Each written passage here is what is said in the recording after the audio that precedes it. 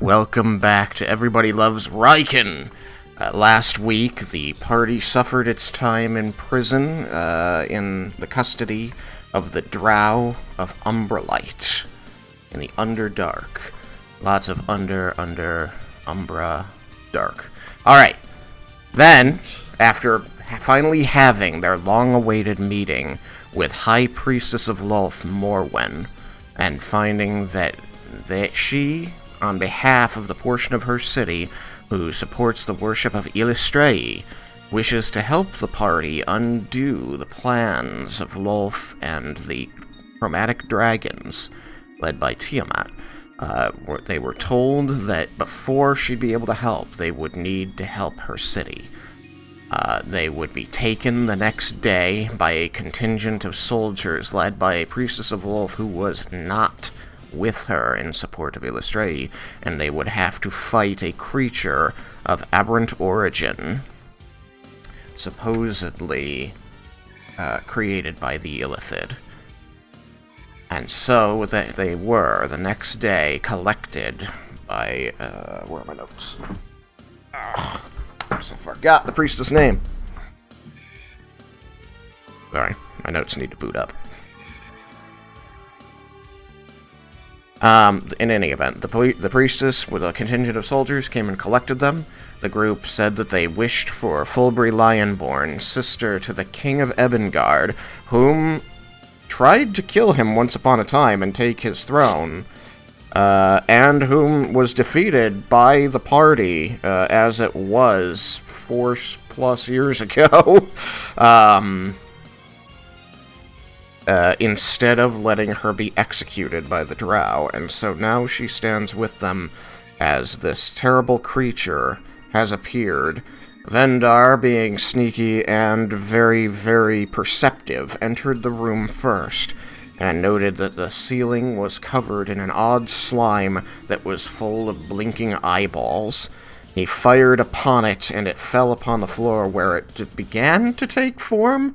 I would not say that it is decided upon a form as this writhing mass of mucus-looking muscle and tissue spins and swirls and reaches out tendrils, seemingly incapable of deciding what it wants to look like. And so we begin in combat. Good luck, guys.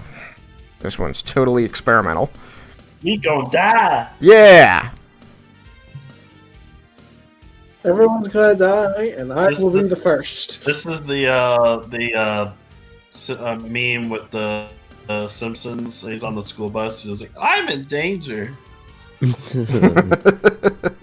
I'm in danger. The priestess who led you here, her name was Idriel.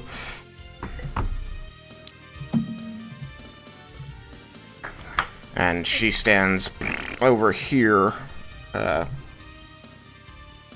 with her guards, with her drow, preventing you from leaving via this route. So, Vendar, you fired up at this creature last time with a bolt of poisoned lightning that this writhing mass of tissue seemed to absorb as though it were nothing, as it fell to the ground looking unscarred, unsinged, unharmed. So, He started giggling like Poe from Kung Fu Panda. what would you like to do with the rest of your turn? Did we ever activate telepathy for the group, or are we still... We didn't. Okay. That was a mistake. Yeah, we should have done that. Are the red and orange are like stalactites and stalagmites? So the orange are stalagmites coming up from the ground, things that you can use for cover, things that will serve as obstacles.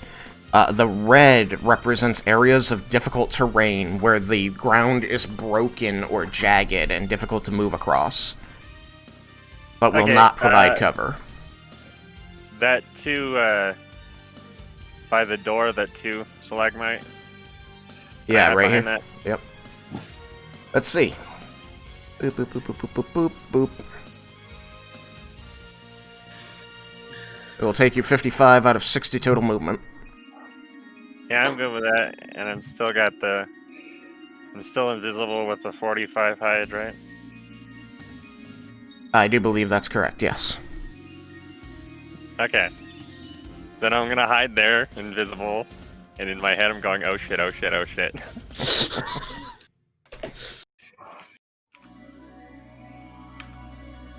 I'm just gonna expect that everything you find in the Underdark has blind sight. That's kind of been my assumption. That's why I haven't been using mirror image. Alright. Yukikaze.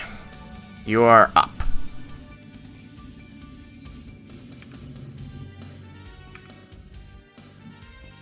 You hear me right? Now I can.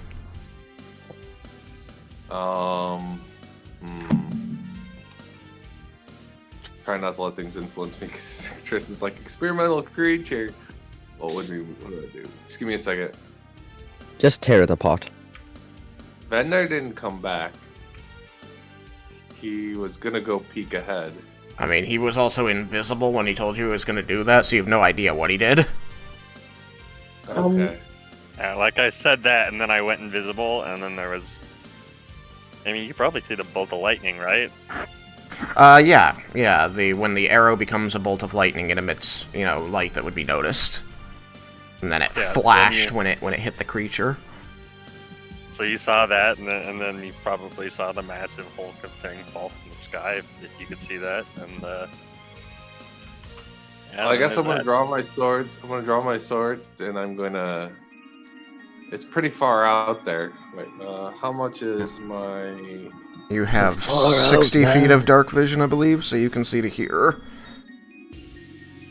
I'm way in the back too. Why don't I move up to the front? I'll move up without like sprinting because I'm being cautious. So I'll move up normal speed, and I'm gonna just like.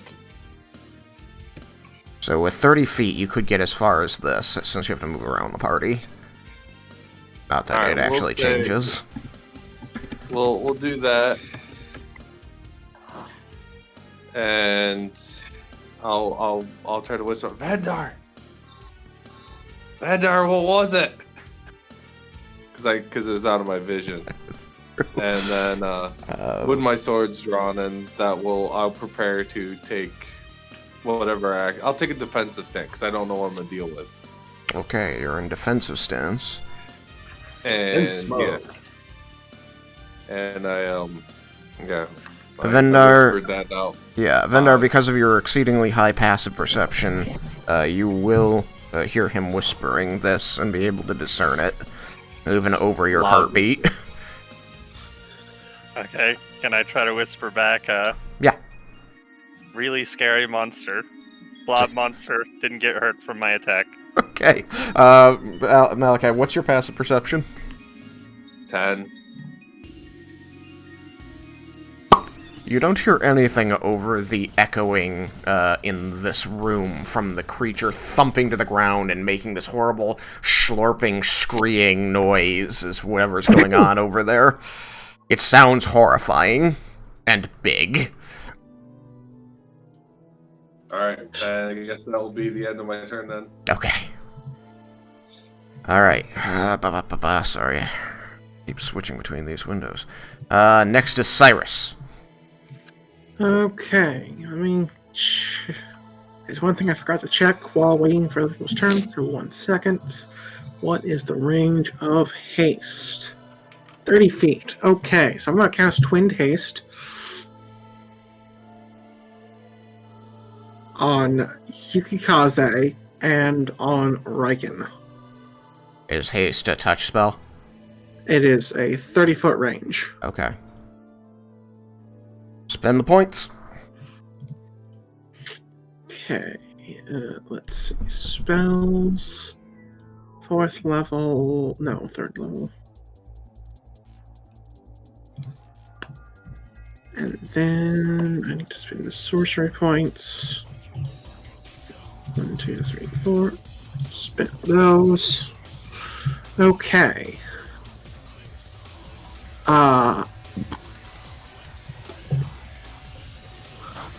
And with that, I'm going to just move to the back of the group, so that others that need to move forward can, and I will wait. Do you want to be parallel with Leah or even further back than Leah? Parallel Leah, because I just don't want to be in people's way. Mm-hmm.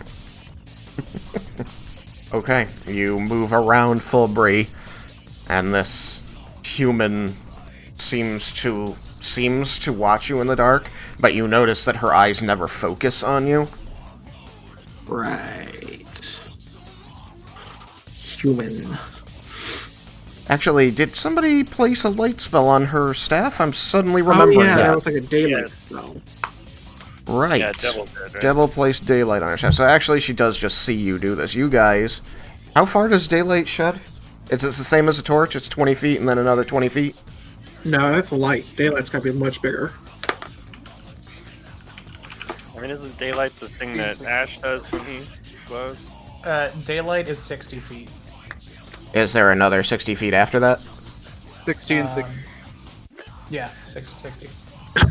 Okay. Then, in that case...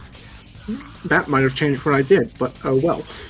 That might have just be all Check bit, this because out! That means we can see Raiken, or Yukikaze, you are actually capable of seeing the front edge of this creature, just this horrible, twisting, writhing, moving surface, almost like an ooze, almost like a slime, but every now and then it seems to solidify in a tendril, like reaches out and twists towards you and then gets sucked back in, and what you can see are the shadows of these spheres moving over its surface.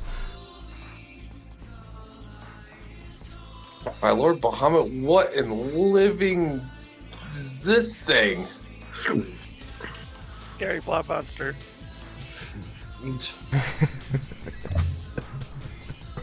I'll still be where I am though. I won't change what I did. Yep. Hello? Vomit. He's not available right now. Yeah, tomorrow's good. Thank you.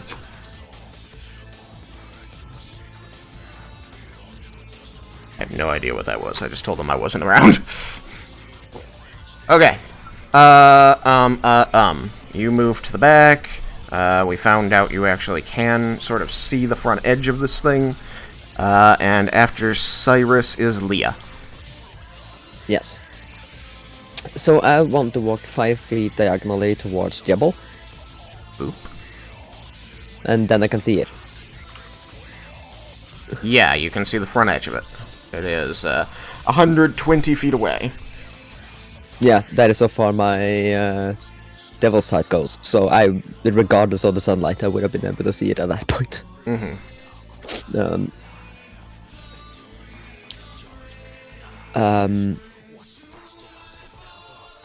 Yeah, are there no like saves or anything? No. In that case, I'm just gonna Eldritch Blast. We're here to kill this thing. I can see this thing. It's awful. I want to fire it. Okay. Fire your Eldritch Blast. Advantage of being a very ranged warlock. Like you can reach so many things. Mm-hmm.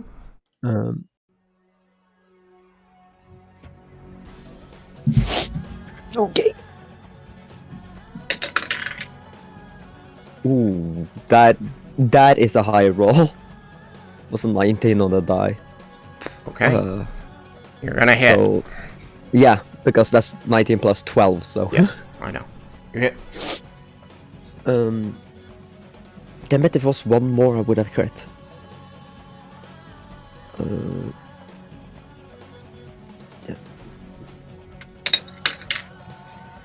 What the hell? This might be a good day for me. Hopefully it actually does anything, because we still don't know what actually hurt this guy. Eldritch Blast. Plus... Oh yeah, that's right, it's plus 7 because the wand. So 17. I got a max the damage. Alright.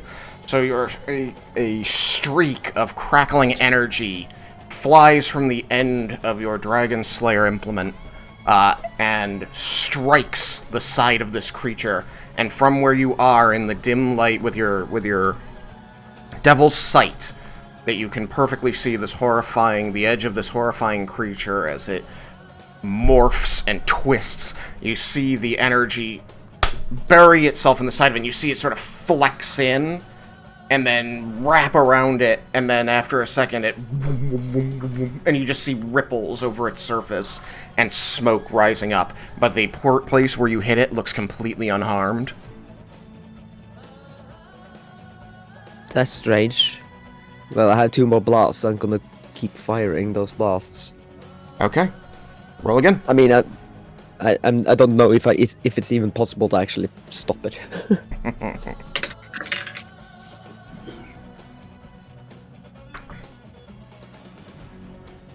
28. 28, you'll hit. Once again, the ripples over the surface of this writhing mass of... you can't even really tell what. But you do become aware that the orbs moving over its surface are eyes, as 5 of them open at the same time and look straight at you, before closing and shifting away. Huh, is it possible to target the eye? You can try. Yeah, then I'm gonna fire my 3rd blast directly towards the eye. Alright, roll it. That was a less lucky roll. And so, obviously my brain just goes right. Is that 20? No, it's 9. Yeah, it's 21. 21. 9 plus 12 is 21, right? I'm not being dumb. Yeah. Yes. Alright, again, the bolt flies and strikes the surface directly next to the eye, and it just sort of blinks at you. Damn it. I don't know if this does anything, guys. The creature seems unharmed.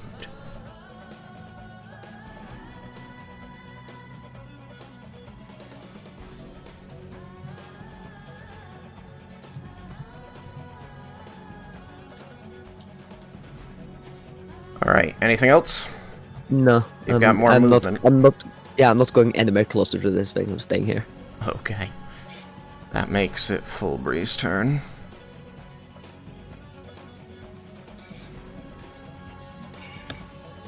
Let's see.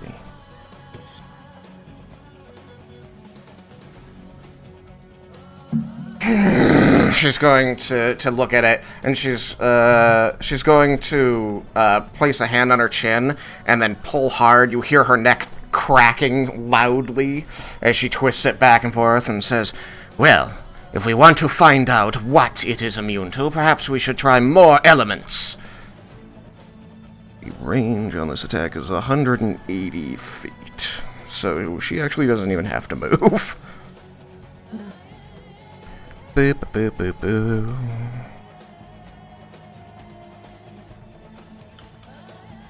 Interesting.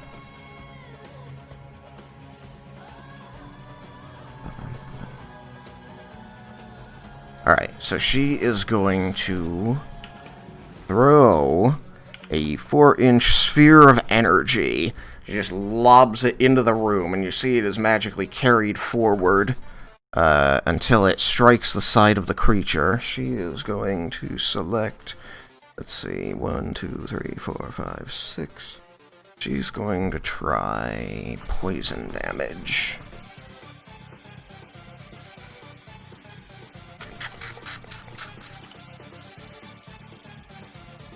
And she will spend the spell slot. At ranged spell attack. We'll just roll this. Oops. Ah, there's... I clicked on the wrong thingy. Oof. Well, she rolled high enough to hit the creature. barely. And you're going to see this glowing ball of energy fly across the room and strike up against the side of it, where it bursts into a cloud of yellow vapor, which you see engulfs a portion of the surface of this creature and then evaporates. The eyes over that part of the surface sort of blink a little bit and look around, and then continue their travel over the surface of this creature. You cannot tell if it affected it, but you think not.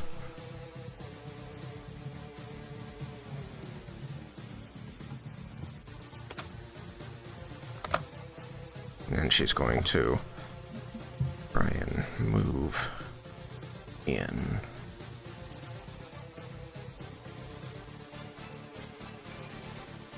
Well, they can't just stay here. After that, it becomes Jebel's turn. How close am I to it? I think I'm within 115, 120 feet. Yeah, you're 110 away. Her light is now out to here.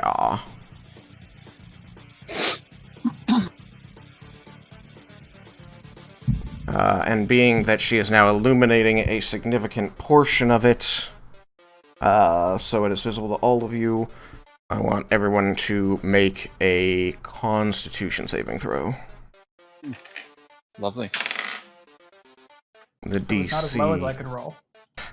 The DC is 14. Does a 4 make it? No.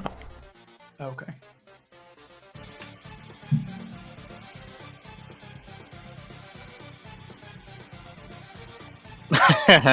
Shit. What you got? 9 plus 2 is less than 14. It is. Ever so slightly. Hold on a second. I got exactly 14. Okay, then you're okay. I got 17. Alright, you're okay. Wait a second. Does Raiken add to save? He's doing that plus something. Oh yeah, I got a 7. Raiken gives everybody within 10 feet or 2 squares of him a +3. So that would bring my 11 up to 14. It would, so you're okay now. Hooray! Except you got a Laramendus standing in front of you. You I wanna- barely saved. And I have a good Constitution save too, which is sad. Alright, Leah, what'd you got? Oh, sorry, I didn't hear. What do you want me to roll? A Constitution saving throw. DC is Oh. 14. You have a +3 from Raiken. Okay, those +3 will come in handy, considering my constitution is shite. me.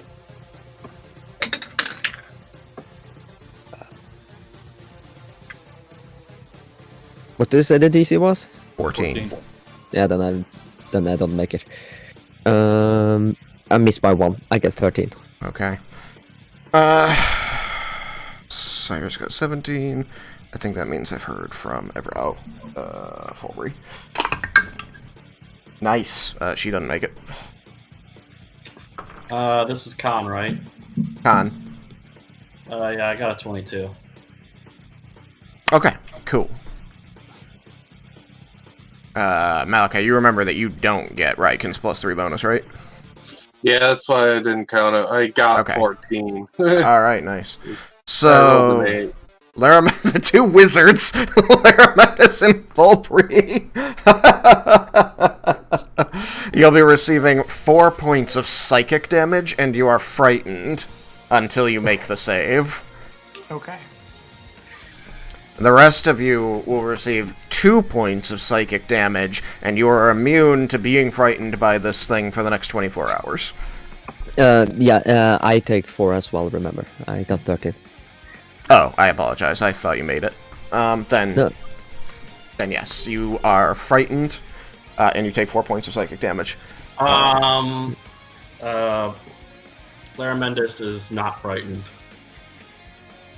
You see within an aura that prevents fright? Aura of Courage. There you go. Sweet. Which means Leah is also not frightened.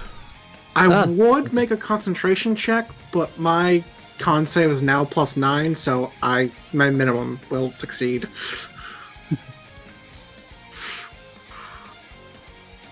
Oh, okay. I'm just putting that out there since I'm concentrating on a spell. Gotcha.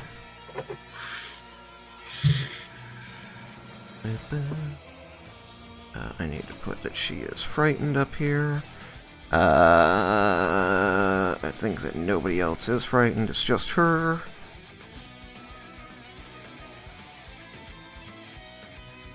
Cool. Okay. So his aura has 10 feet? 10 feet, so you're inside it. Yeah.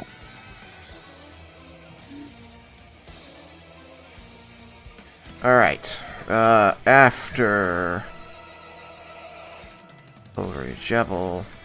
Right. So, Jebel, it's been revealed. You ended up making the save, so you are not frightened. You take your damage. What do you do? I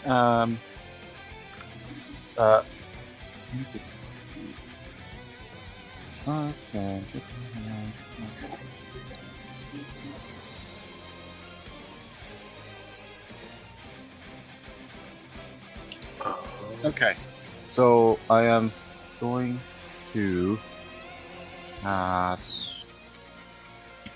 Moonbeam. Alright, you want to move in front of Lair to do that?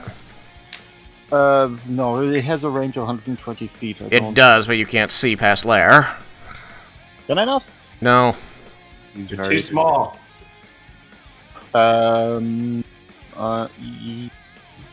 Yeah, I'll move just in front of him. I remember. Okay.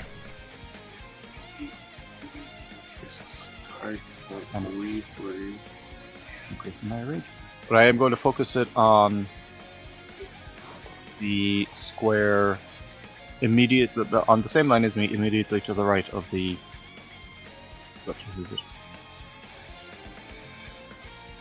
Moonbeam is likely. Yeah, it's a 5-foot radius.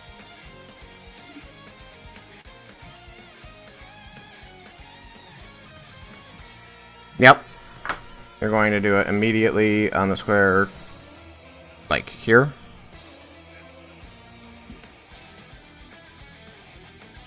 Yes. Okay.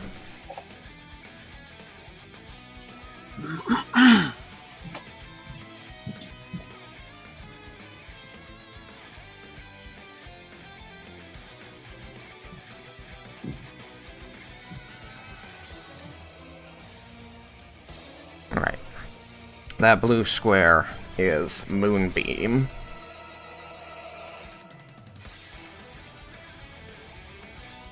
Oh, it's overlapping, and I'm casting it at 4th level. No, that's that second level. Here's the level. Lowest. First.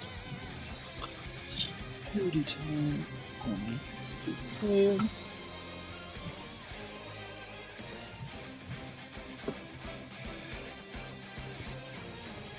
Oh, yeah. Oh, it's just 2d10. I think that anything to Moonbeam. Right. Again, as this thing is exposed in the light of this sunlight spell, you can see that while its form seems entirely fluid and it's just writhing and becoming odd shapes and then unforming them, it does appear otherwise solid. Like, if you were looking at its structure, you would believe it to be made of perhaps rough bone. But then it moves like a fluid.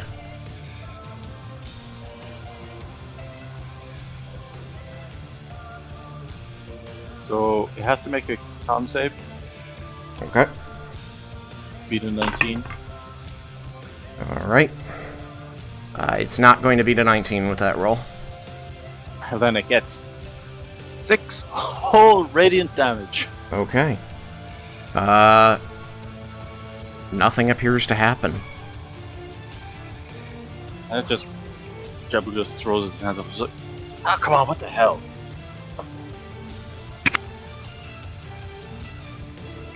What is this thing? Anything else? You still have movement left. Let's see.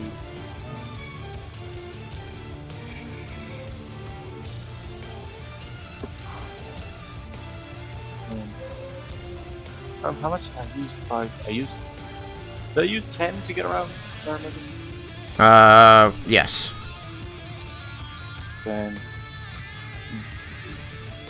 You got 15 left.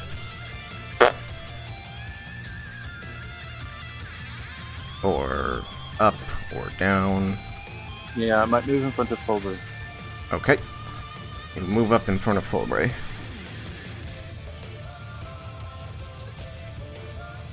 Alright.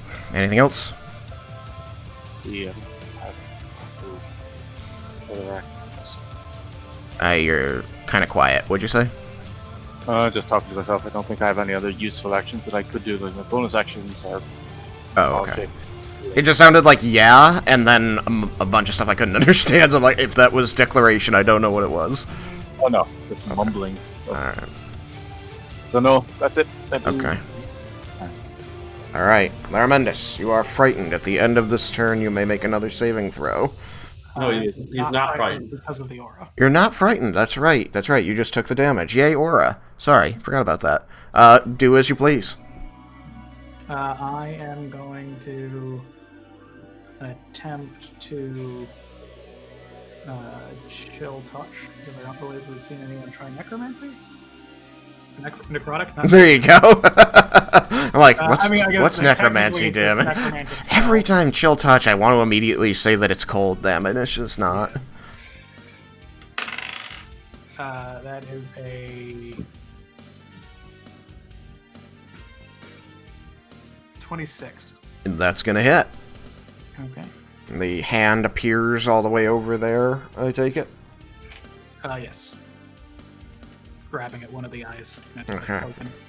105 feet away. A 26, you say? Yeah. Alright. Your hand reaches directly for one of the eyes and tries to grab it, and you see the claws just sort of scrape over the surface as though it's suddenly made out of steel or glass.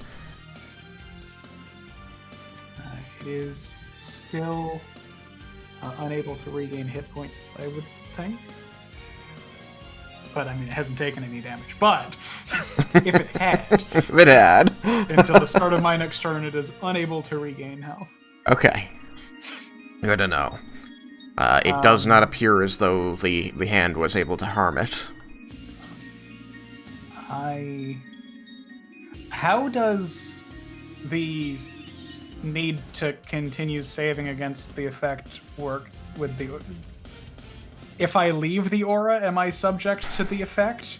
Honestly, because you haven't saved against it, you technically need to roll against it every turn until you do, and then you're immune to it. Okay. Then I would... Because it's an aura effect, so it's as long as you remain inside it. Mhm. I would stay next to him and end my turn, and thus attempt to make my save for a whopping 9 this time. 9. I think you will be taking another 4 points of psychic damage. As this thing... My shield blows around my head again.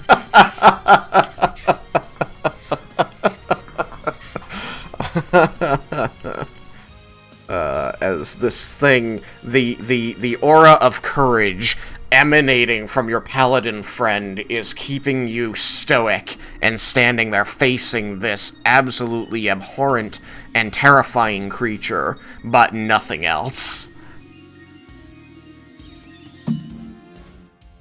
Okay, anything else? No, you ended your turn. Raiken. Yeah, that was how I got the save. Okay.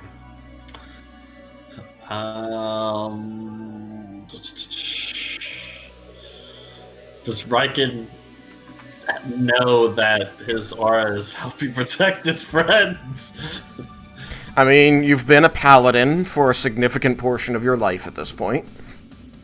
Yes, but like, would he be able to feel like, oh, this would have frightened if You. not for this? What's your passive perception? Actually, what's your passive insight? 9. Wait. Passive insight, is that... It's your insight score plus 10. Your insight, yeah, score. 16.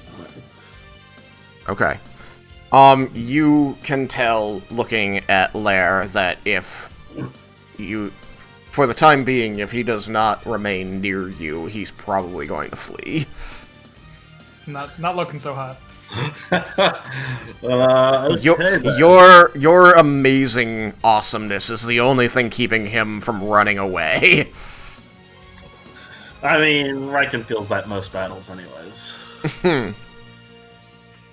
Okay then.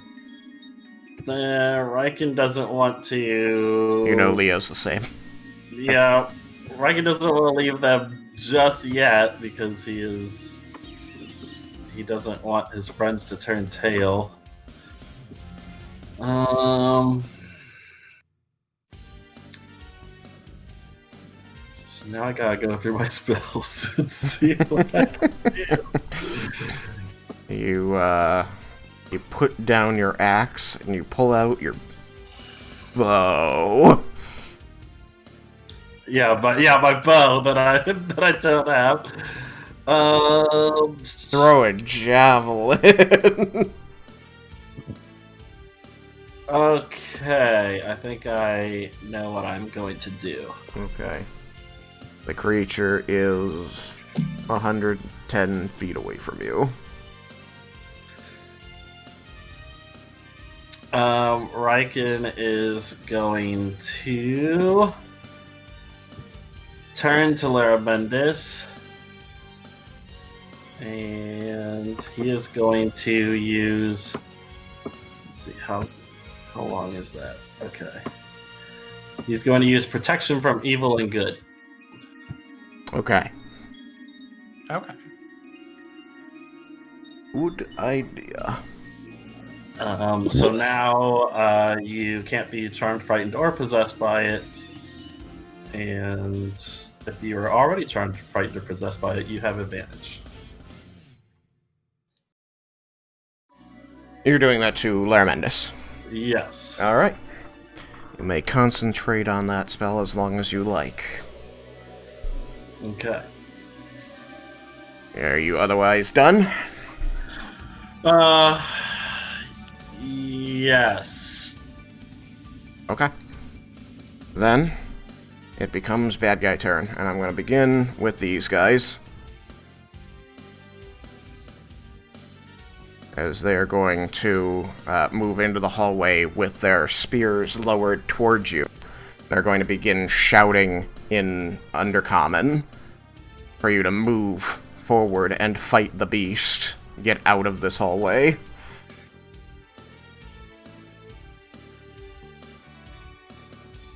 I will say to Leah, what did they say? In common. They tell us to move out of the tunnels. That seems dangerous. I think that's the point. This thing begins oozing forward, and you see as part of its body comes up and over this stalagmite and then just oozes down the other side of it. It's the most unnatural thing, because in the light of the spell emanating from Fulbree's staff, it looks honestly like it should be a solid material. And yet it moves like liquid.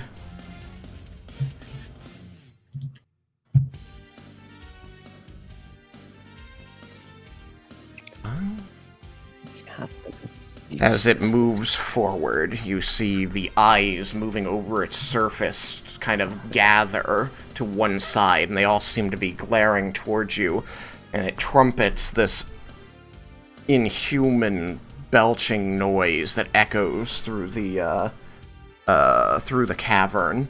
As it does so, you see a point on its flesh that kind of rises up and moves to the middle, pushing other eyes out of the way, and it opens, and you can see that this eye looks different from the others. It is reddish, orangish, and it seems to glow with its own flame before it closes and moves off around the body.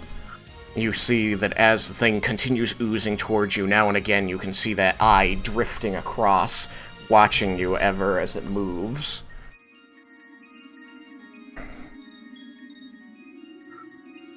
Because I know how much you guys like shooting glowing eyes, I'll just tell you now, you can aim for it, but it's going to be much harder to hit than the rest of the body. Challenge accepted. Alright. Only I'd seen it before.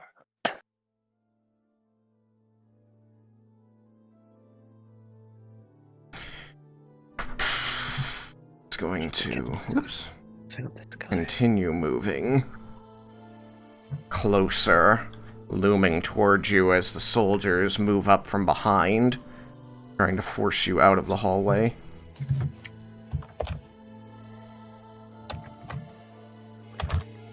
And with that, we go back to Vendar's turn. Okay. Well, clearly I'm gonna have to shoot that glowing eye. Clearly, because this is a Legend of Zelda fight. Yeah. If that's true, we only have to hit it 3 times. It's obviously the weak point. Okay. So, from where I am, I'm gonna see if I can't just shoot the eye. Okay. You may make your attack. You see it drifting quickly over the surface, changing directions rapidly. It is not going to be an easy shot. Do I have advantage from being invisible and stupid stealth, or is it...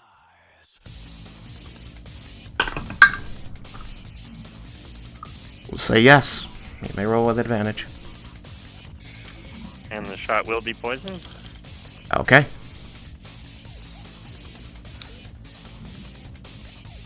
Okay. Well, good thing for advantage. So with advantage, that is a 28 to hit. A 28 to hit. Well, according to this, that'll hit.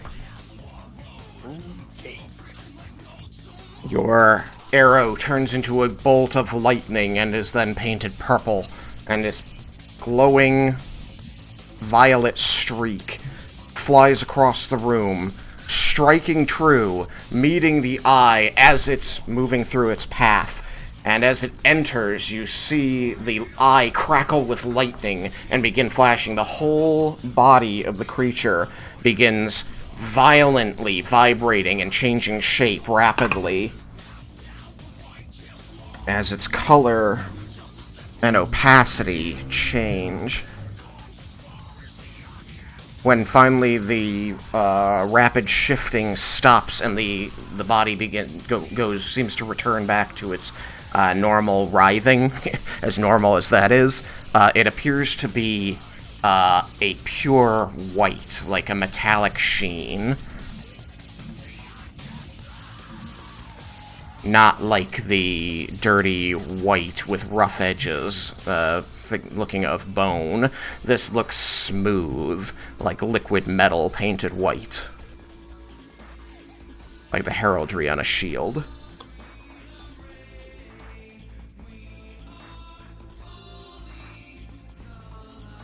Does it seem to be hurt? No.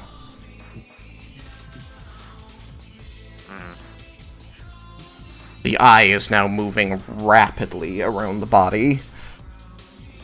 You keep catching glimpses of it moving onto a tentacle and then flying back away.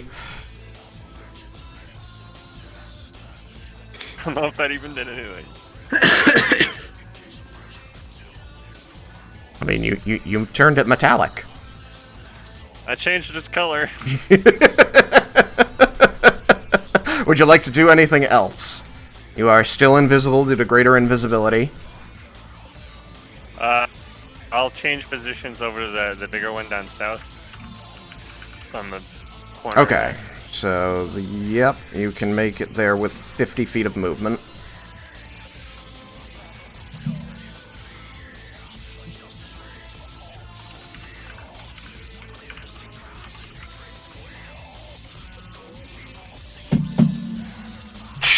Shut up, Sam. Rude. Is that the end of your turn? Yep. Okay. Then that means next up is Yukikaze. Everybody is shooting things at it. They are. Well, you know that the creature is closer, and you know that it changed colors. Yeah, but I don't know why it changed or what happens because it changed colors. True. And it's like it looks. Is it obviously looks like? What does it look like? Physically, it looks very much the same as it used to. It's still an amorphous blob that is, like, moving slowly towards you, writhing constantly. You can just see this twisting mass of what might be muscle. However, it's the most disconcerting thing because it's almost like you're looking at a dome of metal that something is inside of and stretching its way out of. Like, the surface itself doesn't seem to move as these shapes just sort of poke their way out of it. And then over its surface move an uncountable number of eyes that just look at you and blink and swim away over its surface, one of which is red-orange, and is moving much more quickly than the other eyes. And you know that that is the eye that Vendar shot that caused the change.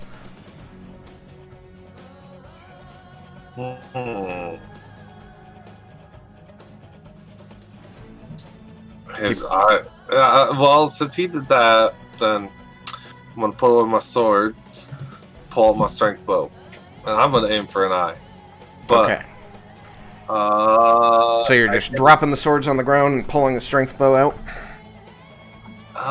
Since no, I don't wanna drop my swords on the ground. I'll say necessarily. I mean, in order, like, unless you want to use an action surge. I'm just gonna take the time to do it. Okay. Alright. Could he use his hasted action that he has? Does he have a hasted action? Because yes, he can draw it as part of the attack.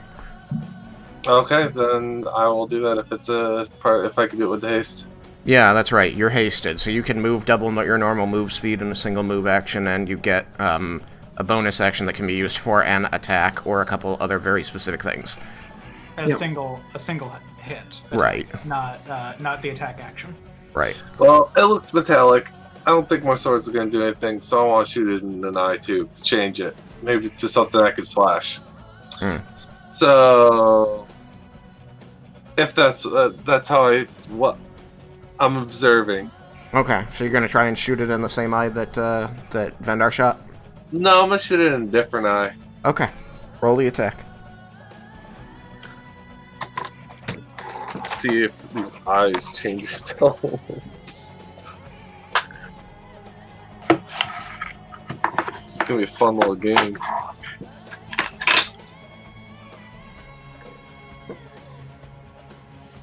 Dice, do not fail me.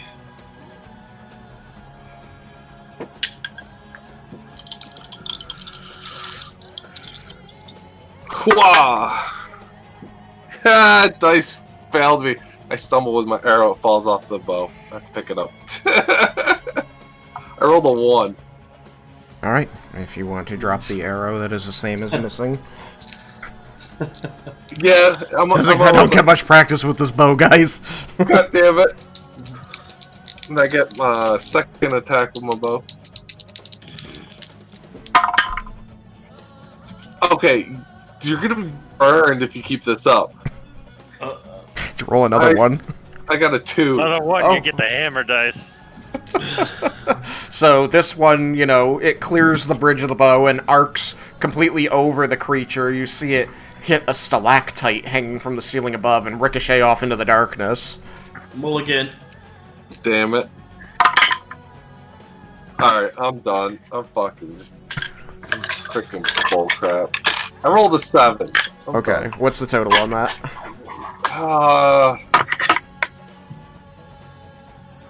15? Okay. Your arrow flies and strikes directly next to one of the eyes, and the eye just sort of, like, looks over at the arrow as it gets pulled into the body. And then it just sort of blinks at you and moves on. Oh, son of a bitch. Alright, there you go.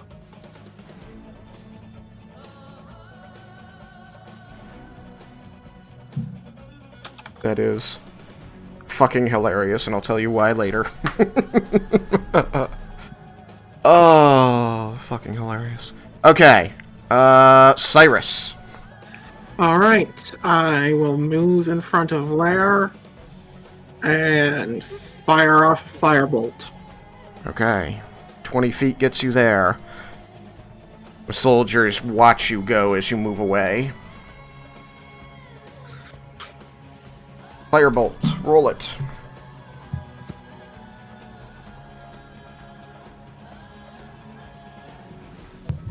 Uh, 25. 25, you will hit. What are you aiming for? I guess one of the eyes. Special eye, regular eye, flesh. Those are your 3 options right now. Honestly, I'd probably just be going for the flesh because I'm just trying to test elements at this point. Okay. It strikes the flesh, and similar to the Eldritch Blast, the flesh seems to coil around the energy as it impacts, and then it just sort of sizzles away, leaving no scorch mark on the flesh. It's still pure white. Alright, I will bonus action cast Shatter. Okay. Thunder damage. Yep. Needs to make a con save and then takes thunder damage. Don't bother rolling the con save if thunder damage doesn't hurt it. It is currently... It is immune to thunder damage. Okay. All of the eyes, like, once again gather and blink at you in unison. And then spade off to different parts of the body. And I'll take one step up on the map. So to be out of Claremint's way so we can have a shot. Okay. I don't think you block my shots, since you are tiny.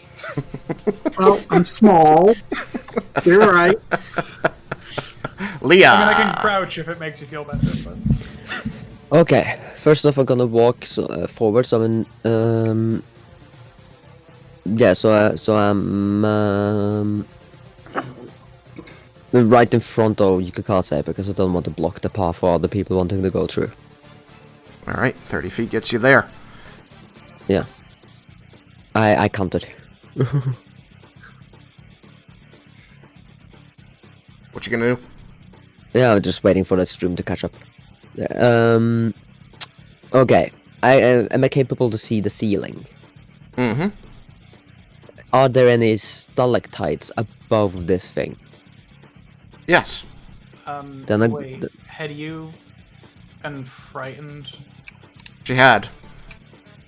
And you are now outside of the, So you'd be able to, like, get to here, and then you wouldn't be able to move any closer, because of the fright. Because all of a sudden, like, you felt fine, mostly. Like, walking forward, you could feel the courage of your papa being there for you, and then the moment you stepped out of his aura, it just hit you like, what the fuck am I doing? Okay.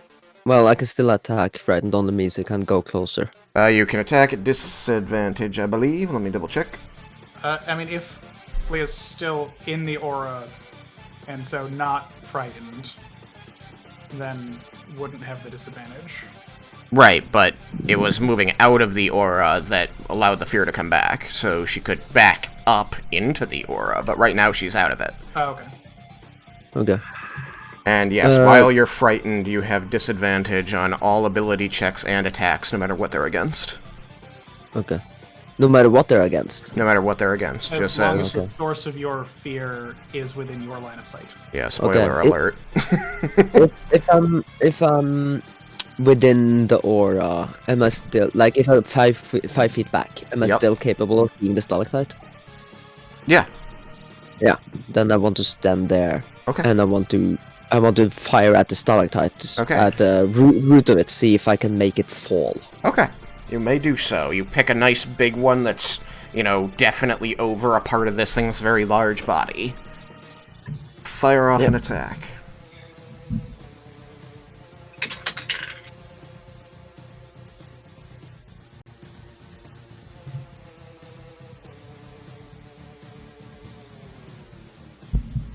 First is 19.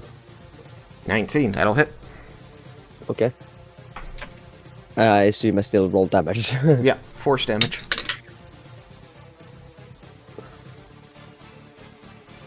15. 15, okay. A large crack appears as the bolt impacts on the side of this thing. You hear splintering and several chunks of rock fall onto the creature. You see them kind of hit it and fall in almost like it's made of marshmallow and then sort of like roll their way out, dimpling the creature. You can fire again. Okay, so stalactite is still there. Yeah, the main part of it's still up there. It's going to take at least one more hit. My dice aren't with me right now. 17. Okay, that's going to hit. Stalactite's not trying to dodge you at all. Yeah, that's very fair. 13. 13. Where's the force? Okay. Alright, so you're going to hear a sharp crack that rakes your, you feel it in your teeth as it echoes around the room. And you're going to just see this thing, kind of teeter to one side a little bit, swing back the other, and you're just going to see the stem of it snap off. It just begins falling at a slight angle, and you feel like you're watching it in slow motion as it travels to, 30 feet to meet with the top of this creature. And you're going to just see it plunge into the creature and disappear, behind a wall of its metallic white flesh. And then you're just going to see that white flesh kind of flatten down, and it's going to roll off and crash to the ground, becoming a part of the terrain.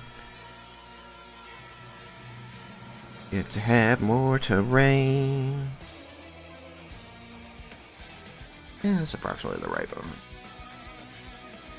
And I'm going to say that it hits the ground and then tumbles forward. So it's going to create this square here. This big chunk of stone just landed on it, and you just hear as all the eyes kind of dart around looking for the source of whatever just happened, and you see 6 of them gather around the perimeter of the end of the stalactite as it now lies on the floor as a broken rubble.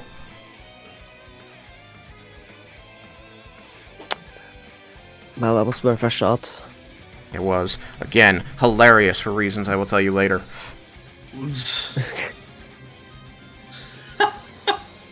If we make it out. No, I mean, if you die, I'll also tell you why it's hilarious.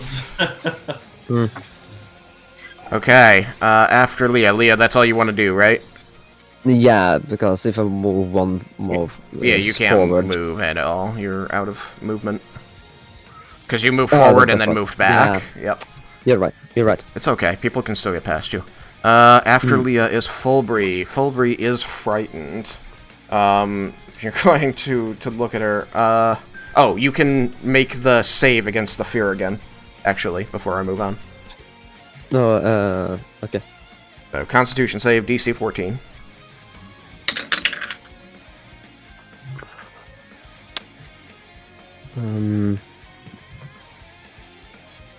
That's one less than last time. 12. Okay. So you are still frightened. You're going to take 4 points of psychic damage. Oh, shit. As you're still staring into something you feel is definitely going to not just kill you, but consume your soul. And the only reason you're still standing here is because Papa's at your back, pouring courage into you. Yeah. A literal fountain of courage. But your mind is telling you to do one thing, while your heart is telling you to do something else, and you feel it breaking you. Alright. Aubrey. Poison didn't do anything. What's she got for cantrips? Might be time to find out how many hit points those drow have. Yeah, pour that courage in me, Daddy. Yikes. Ew. Pour some courage on me. Alright, she's going to try one of her cantrips, which is Acid Splash. This thing has to make a dex save. It rolls in that 1 on its dex save, so it's not going to make the dex save. You just see... Let's see, how do they describe it? You hurl a bubble of acid, so you can see that like she's visibly shaking as she glares at this thing. She holds out her hand to one side, and you see arcane energy gathering in her palm. Then whoop, this round, liquid-looking bubble of black ooze appears in her palm, and she hurls it overhand, and you watch it flow through the air, glistening the light coming from her staff before it splatters over the side of this creature as you see like several eyes get engulfed by the splash, and you see like smoke rising off of it. You hear the hissing of burning, and the creature does not seem to react. In a shaky voice, she just says, "Well, it's not acid either."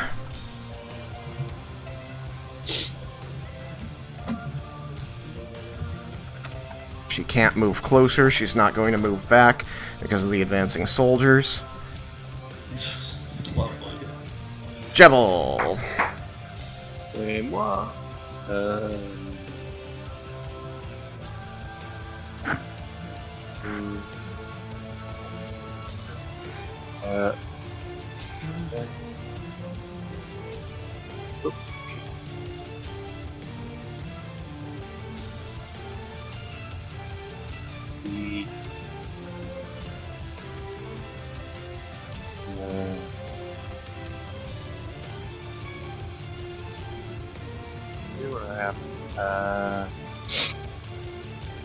What you gonna do?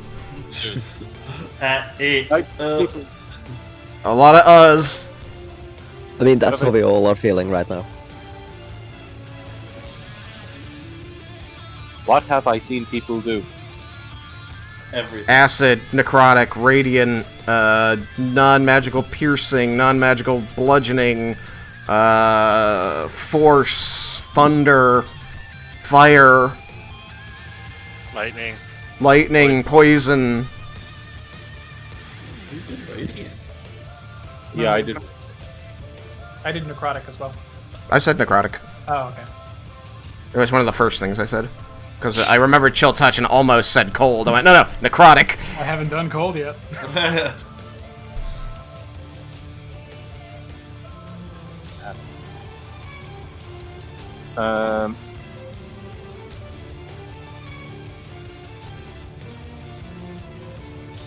Did I see someone aim for the eyes? Yes, Yeah. multiple people have shot for the eyes. The one hit you've seen do anything of note was when Vendar... You saw a bolt of purple lightning shoot out of nowhere and hit it right in the red-orange glowing eye, which caused it to spaz out and change color. It made its skin go from looking like it was made out of rough bone to being made out of white metal. Just trying to see what.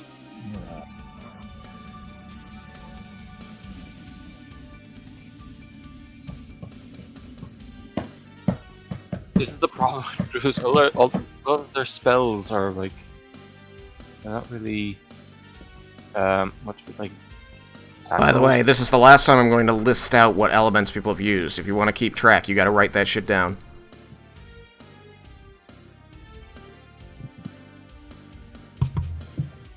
And by last, I mean only.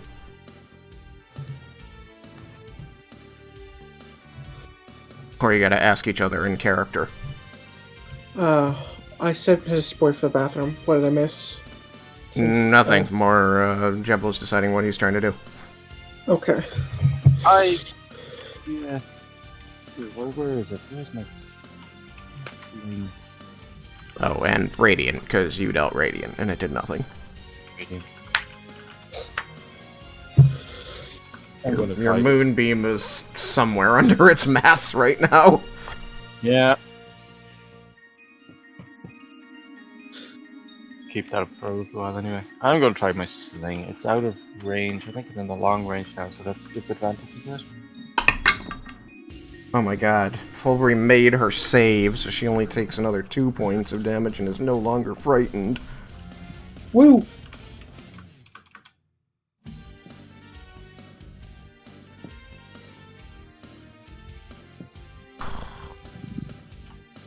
Only has a little health left. So the so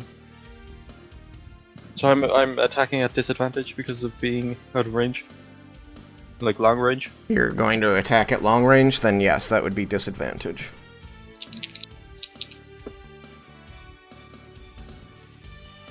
Okay. I'm going to assume that's a miss. It's a 5 plus... Ooh, plus 8. It's 13. Do I have plus 8? Oh, yeah. Yeah, 13. A 13. And you are aiming just for anywhere on its body? Well, I was actually trying to aim for an eye. Which eye? Uh... Glowy eye, not glowy eye? It has one glowy eye and like 100 not glowy eyes. Alright, okay. I probably aim for the glowy eyes. And they're all swimming around on its surface, as I described. Yeah.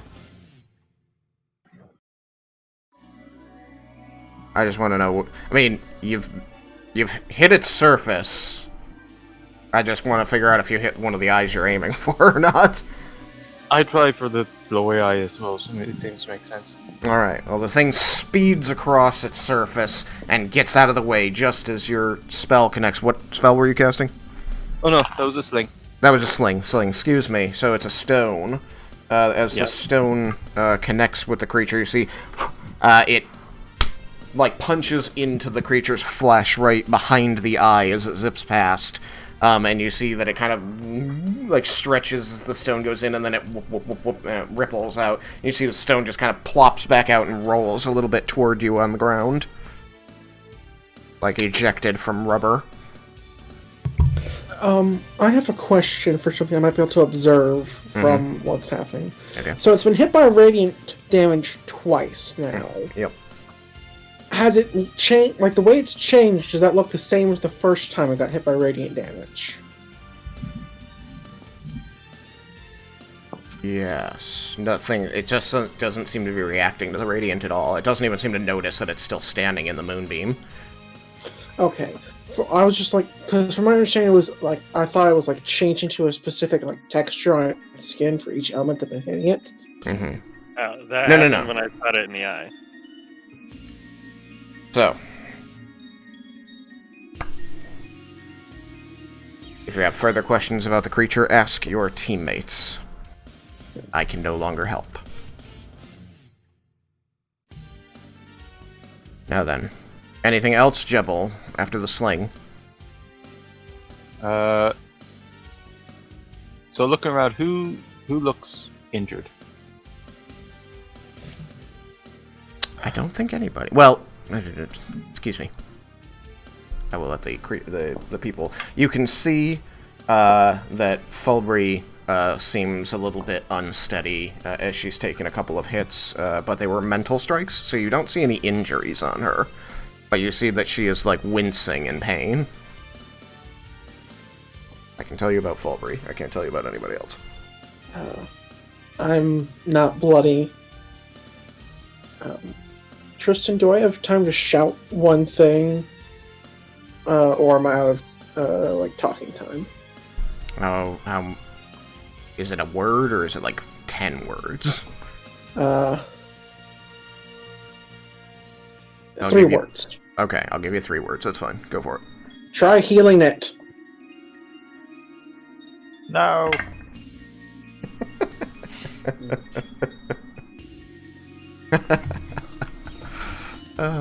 Alright.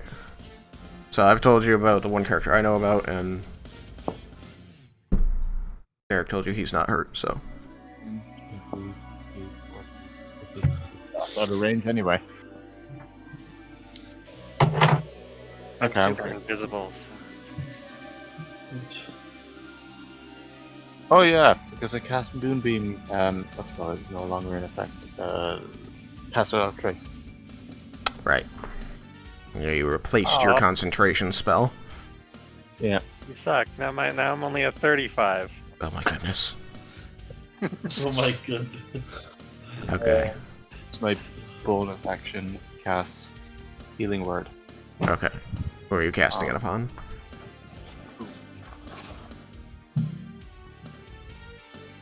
Who?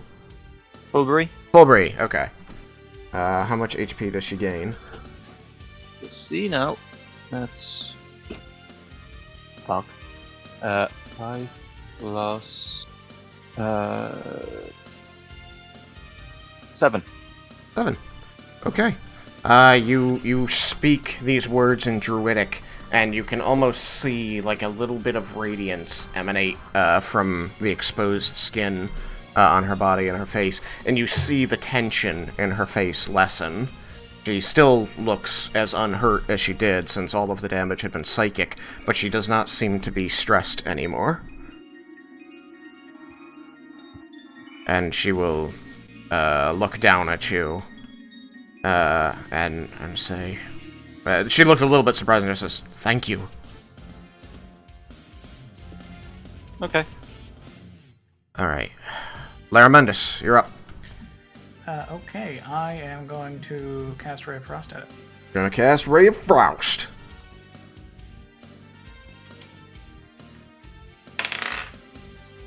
It's a 19.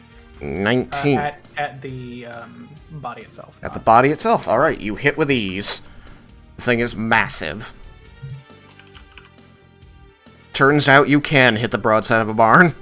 Apparently. A horrible, horrible barn. It is slowed by 10 feet until the start of my next turn. It is also now capable of regaining health. You son of a bitch.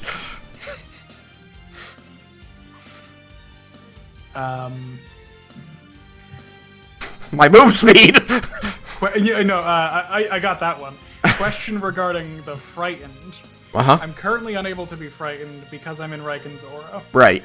Outside of Raiken's aura, I still have protection from evil and good, which means I cannot be frightened by it. You cannot be frightened again. It means with protection from evil and good, you are still technically frightened, but now you have advantage on the saving throws against fright.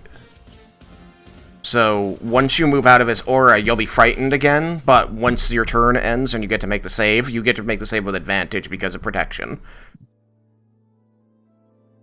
Okay. Isn't that right, Raiken? Yes, because he was technically, since the way that you're playing it, even though he was under my aura of courage, you said he was still technically failed it and was under the effects. Yeah, I mean, you're right. That is a little unusual now that I'm thinking about it. It seemed fine before. That's why I'm confused. Then, if that's the case, then yes, he would be still currently under the effects, but he'd have advantage on it then to make the save. Right. Yeah, I didn't even think about it because the aura being there and preventing frightened came out after we determined who was frightened and wasn't, so that's why I forgot about that. But yeah, I mean, we played it like Leah was that, so I wasn't gonna try to retcon it. So. All right, it's a little unusual. You're right. I admit that. Play through. Yeah, I mean, I was fine with that. I mean, the people who are affected. So my question was more, will I just still be taking the damage until I save? Yeah, Because it's that effect is going on, and I'm not able to be frightened, or am I considered frightened, and therefore I have advantage on the saving throw because of protection from evil and good, giving me advantage on saving throws for an ongoing effect. Either way, I'm going to need to save. Right.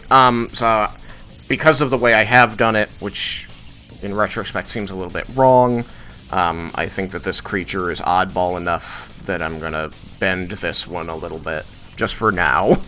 But normally, because you're in his aura, you wouldn't have been able to be frightened. But... so it would have been needing to make the save initially upon leaving the aura. Yeah. But we did the save already, kind of thing. So basically, once you leave the aura, just like Leah, you'll be stuck in that square because you can't approach due to the fear. But then you'll make the save at the end of your turn with advantage because of protection from evil and good. Okay. And also, was the damage at the start of the turn, or is it at the end of the turn? I do it at the end. Okay.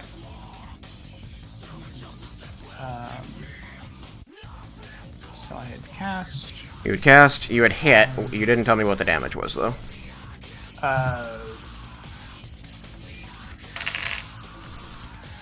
14 cold damage. 14 cold damage.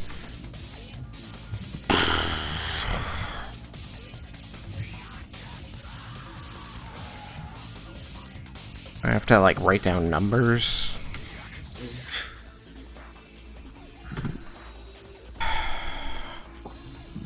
Everything was going great. So I'm hearing that one might have actually worked. So, you raise your implement of casting, and a jet of cold arcane energy flies forth. And as it strikes the creature, unlike previous attacks, the creature does not simply seem to absorb it and then expel, the leftover energy. You actually see the side of this thing ice up, and the skin of it kind of freeze and crack off as chunks of it break off and fall to the floor, and you hear it hiss violently as it seems to have been injured. Aha! And then you see its form writhing again, similar to when it was shot in its glowing eye.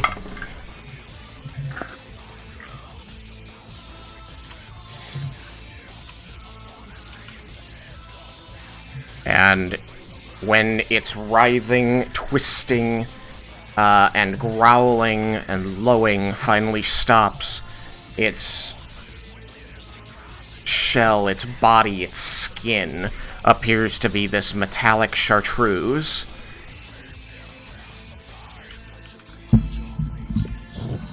What does that mean? It's like a gross yellow. Like yellow-green. Yeah, greenish yellow. Nastiness. This is ugly looking. So it went, when it first appeared, it looked to be bone, like exposed, raw, rough bone. Then it got shot in the eye. Now it looked metallic white, and now it got hit by a beam of cold, and now it's this gross yellow-green. Metallic mucus. Yep.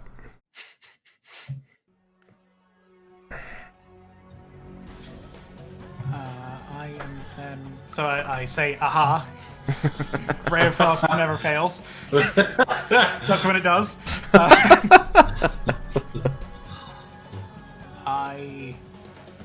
Interesting. Do you think it shifts what is immune against Laramendes? Oh, that would be most unfortunate. I like Ray of Frost. I am going to take a step forward, and that will be the end of my movement. Okay. In my turn, so I will attempt to make the save, and this time,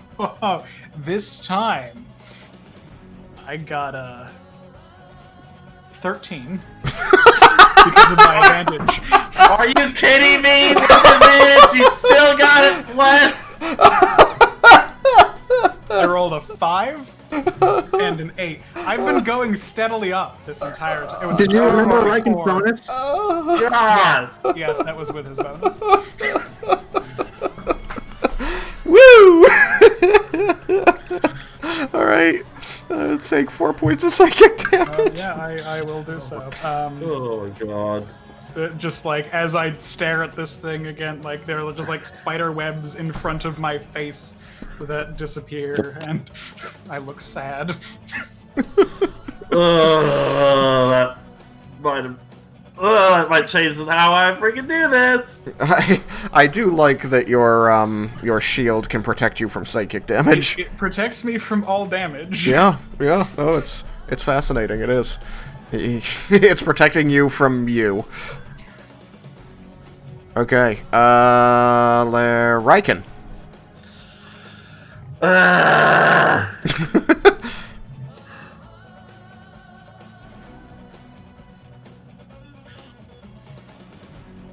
You can get into the square ahead of Leah without pulling anybody out of your protection, who's currently in it. Yeah. No, I was hoping to do something else. How far am I from it? In total, you are 90 feet. Uh,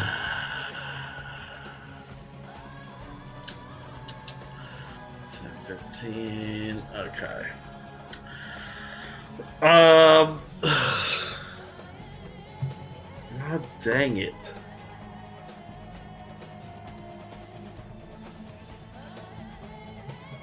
Okay. Armenius, I might have to let you go here. You are a close-ranged fighter. Okay, I'm going to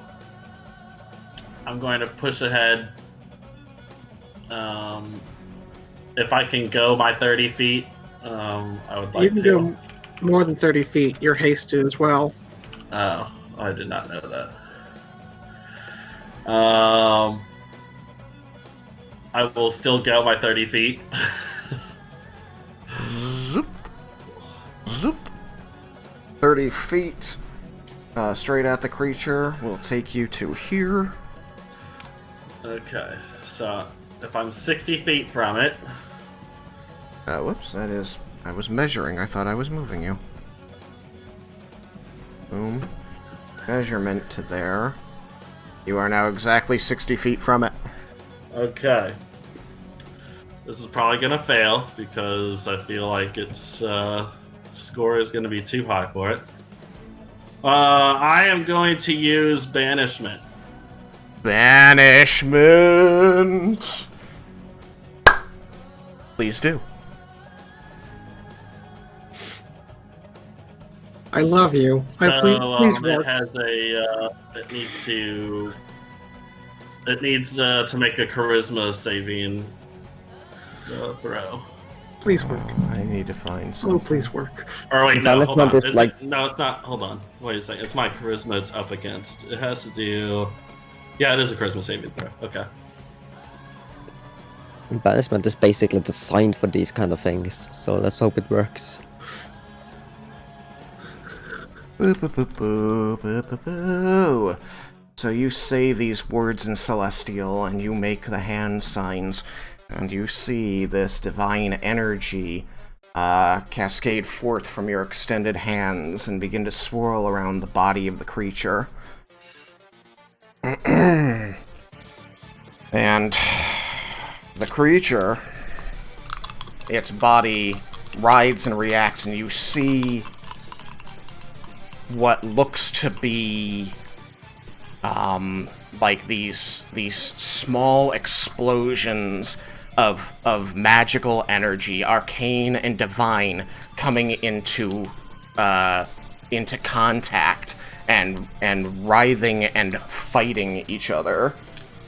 These are not the dice I should be rolling. The dice I should be rolling. 42.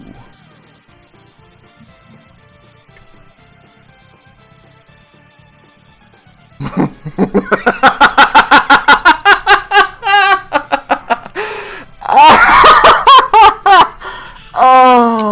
don't know if that's a good laugh or a bad laugh. Raiken, you turn into a potted plant. What? An actual ceramic pot filled with dirt with this little fern growing out of it just appears. There's just poof, a puff of smoke, and that is standing where Raiken was. Oh, So no, that's not why again. you need the wild magic table. Are you kidding me? You are a potted you are a potted plant until the start of your next turn. While you are a plant, you are incapacitated and you have vulnerability to all damage. If you drop to 0 hit points, your pot breaks and your form reverts. Could have been worse. Could have been a whale. No, I think the pot's worse. It does not appear to count like a wild shape. Like if you go to 0 and turn back into Raiken, you are just dead Raiken, not like Raiken as you were before being transformed. Or bleeding out, dying Raiken. I need a picture of potted plant now. I mean, That's amazing. I love that 42 turns you into a potted plant. That makes me so happy. It is very appropriate, yeah. Thomas, the whale was just happy to be alive, though. The plant was the one that was unfortunate and annoyed about it. The incarnation of that guy. Oh my goodness. Potted plant. It's that one guy who keeps getting Well, Yeah, that was a plant. Oh, perfect. Here we go. so did it at least do anything to the creature? No. Well, that's unfortunate. I don't have cold damage. Oh man. I'm in a bit of a pickle here. It's almost like element-specific sorcerers have a problem. Well, I have like 4 elements. It's just immune to all of them. Firstly, no. Oh, thank you, Raiken. I wasn't sure if anybody was going to try that. I can't, because as a proper abjuration wizard, don't have banishment. Oh, potted plant. Fig. That image. Good to know I used my 1 level 4 spell for that. Something that it's designed to work against and it doesn't. Oh man. So, now when we no longer have the protection, at what point do we roll for the save? At the end of your turn. Okay. So. Soon. Yeah, that means I can't go any closer to him. That's hilarious.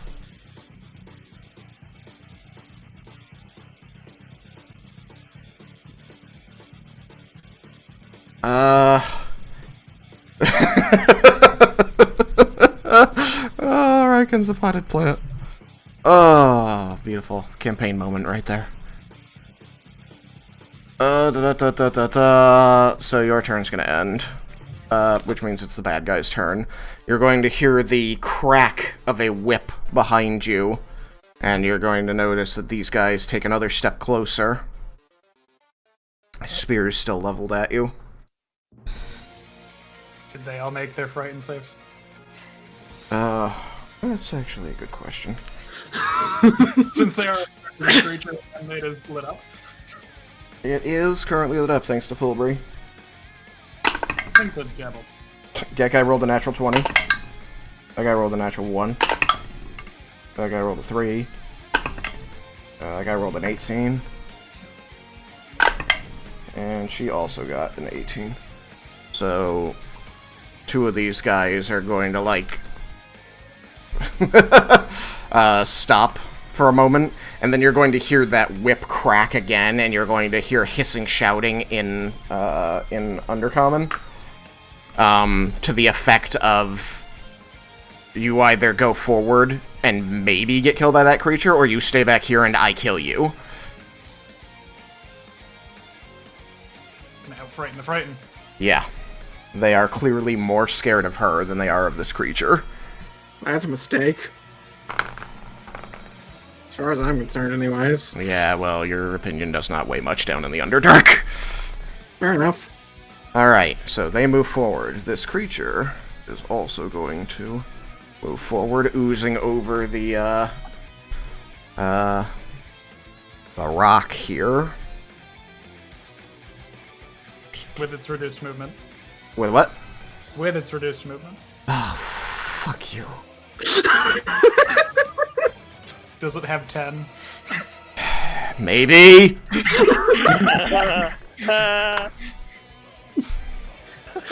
Theramindus will win the fight by himself! And it is incapable of moving, just don't get close. Alright. Get close, got it. Let's see here. I do kind of want to see what happens when it just, like, engulfs a person. I don't know if I want to see that. I very much don't. Who are we willing to lose? See you, No. Cyrus. I mean, I can leave. I don't have to be here. I don't know. I think those guys with the whips are kind of adamant that you do. Okay, We're okay. willing to lose them. Well, I guess we're also willing to lose this human. We can push her into it and see what happens. Indeed. Alright, you're going to see... Oh,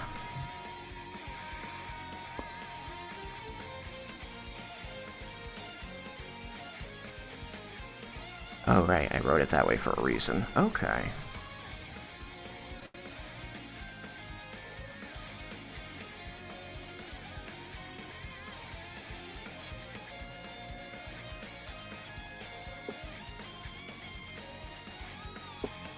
Okay.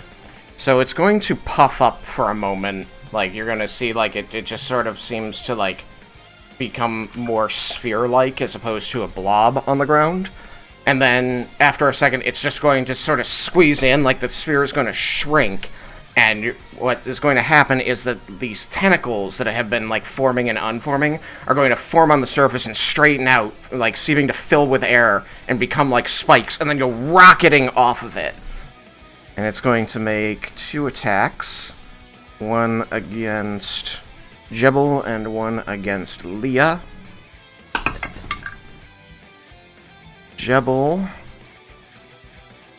That is a 24 to hit. Fucking hell. Yeah. You are going to receive 8 points of non-magical piercing damage and 8 points of necrotic damage. Okay. Leah, it rolled a natural 1 against, so it misses. The spine impacts in the ceiling of the cave just above you and a little bit behind. I let out a shriek. The fern waves in the wind as it goes by, just barely having missed it.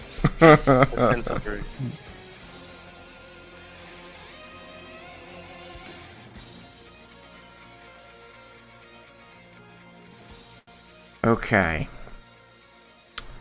And then it becomes Vendar's turn again.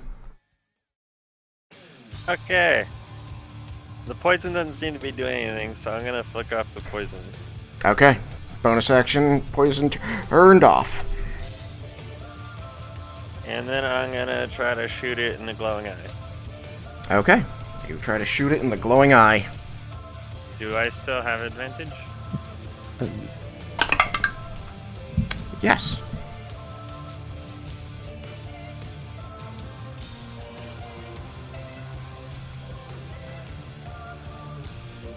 Oh, that's not great. 16 to hit. 16 will miss. You strike the surface of the creature slightly behind the eye as it speeds along, moving about, looking at you, and then carrying on. You are dealing lightning damage, so again, the surface of the creature seems to absorb the bolt of lightning and then ripple as it releases the excess energy as a puff of arcane magic. What were the strings? I had a lightning string, a fire string, a silent string, and was the fourth one a cold string? Might have been. Hang on. I have that on one of my web pages over here. That would be so useful right now. There we go.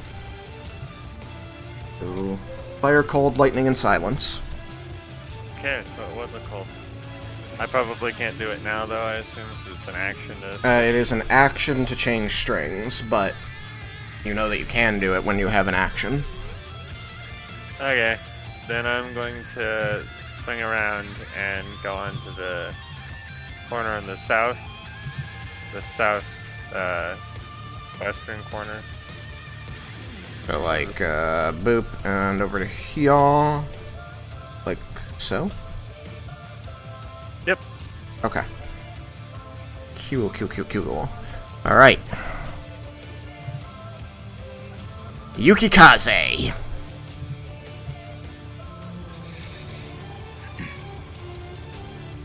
He's kind of annoyed. He's looking at his bow. He's looking. Oh my god. And he has never tried this with a bow, and he's gonna try this because Larry Mendes has success with his hit, and also, I am gonna spend it even if it fails, Tristan. I'm curious if it works. And I'll try to also. What exactly did Raiken do to get turned into a plant again? You saw him cast magic? Alright. And I'm happy, smiling. It's like, good thing I know how to cast freaking magic. So, and then I'm going to take a deep breath, activate my pendant, and blow on my bow. See if I can add it to... Because I've added to swords, but I never tried... Well, actually, not my bow. I should do my arrows. Okay, I will let you do it to your arrows. I wanna see if I can enchant my arrows with ice. Okay. So I will do that. Does it succeed? Yes. Are they just a big lump of ice, or can I not shoot them? You are able to enchant 2 of them. Damn it, only 2. Alright, let's do this. Because you can hold one in each hand and go... Because that's how you do your swords. Okay, fair enough. And I actually gotta make sure I write down how many arrows I've used. Still, shouldn't forget that. So 5 total. Alright, so you wanna know, I'm also annoyed that I missed. So I'm gonna still aim for an eye. Okay, which one? Glowy eye, not glowy eye. I missed the not glowy eye last time? You landed like right next to it, yeah. I want to shoot the not glowy eye because I'm irritated I missed. I'm determined. Okay. I mean, there are like 100 not glowy eyes. Yeah, there are like 100 not glowy eyes. Maybe I'll shoot the glowing one. There's one glowing eye as far as anybody can tell, and it's like moving all over the creature very quickly, which makes it very hard to hit. It's got a very high AC, but you can hit it. And we do know that shooting it did something before, so... Yep. Alright, I'll shoot the glowy eye. Yukikaze has good battle tactics, so he will assume that is the best, or he will think that is the best decision. Okay. Okay, finally. You finally want to do okay. With my pluses... 25 to hit. 25 to hit is very good, but not high enough to hit this eye. What? Yep. Get hell! The eyeball has very high AC. Because it is very hard. It's very fast, so it's very hard to hit. That was almost. I had to roll a freaking 17 or higher, really? Or 18 or higher, if that? Son of a bitch. So your arrow with cold magic from your dragon breath on it strikes into the flesh of the creature as the eye zips out of the way, and you see the flesh wrap around it and extinguish the ice, which hisses off as though melting rapidly, and the arrow is just pulled inside the creature. Oh, it didn't do anything. Oh well. Alright, I'm gonna aim for that eye again. Alright, you could roll a 20. It's not gonna happen. This dice is being a jerk. Yeah, I'm not surprised. It's a jerk. Rolled a 6. Oh, I got still one shot. So that would be 13 total. Yep. So you again strike its body with your ice arrow. If you're gonna use an ice arrow, you could not fire it yet if you wanted. No, it fired. It's going right in order. I'm still aiming for the damn thing. Okay. Then again, the flesh of the creature just seems to pull the arrow inside harmlessly. Well, I rolled a 17 again with good damage, so that's gonna do me nothing. 25. Yep.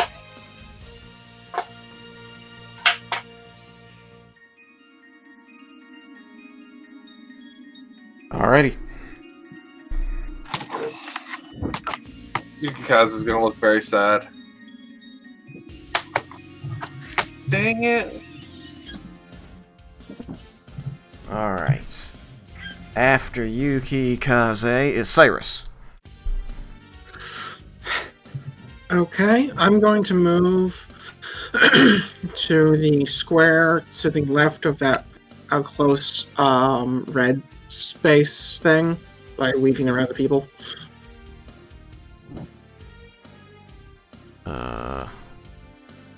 Hold on. Yes. Alright. There? I was gonna move, yeah, there.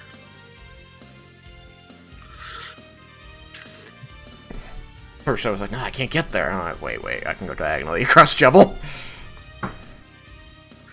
Alright, now let's see here. Well... And remember that red is just uneven ground, broken rock. It's what's it? Difficult terrain. Yeah. What's it called? It's that stuff, you know, it's hard to walk on. Legos.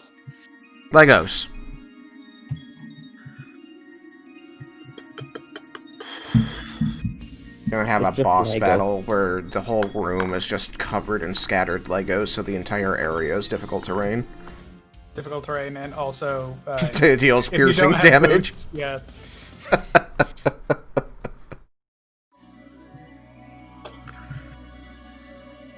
Alright, I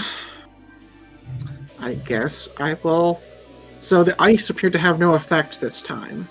Or was it just missing and it was flavored different? Nope. It appeared not to affect it.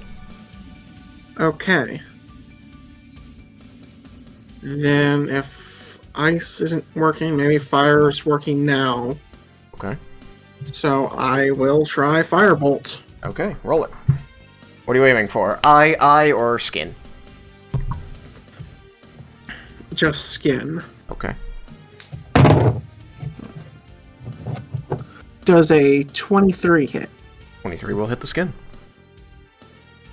Does it deal damage? It does not. Once again, the fireball seems to impact the firebolt seems to impact the surface, and then get wrapped up in a roll of flesh, and then black smoke comes out. But the flesh is still this ugly yellow-green color and looks uncharred, undamaged.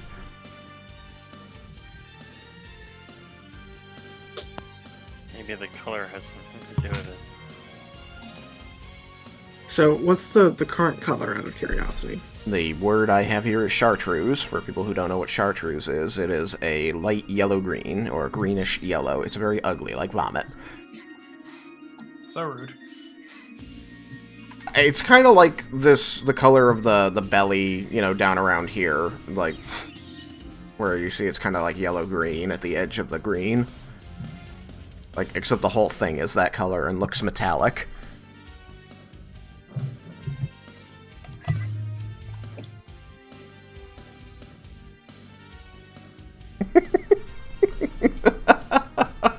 Poor Raiken. You got anything else for me, Cyrus?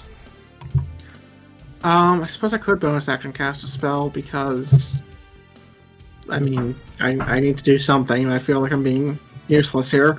Tell me what you got. Spend the points.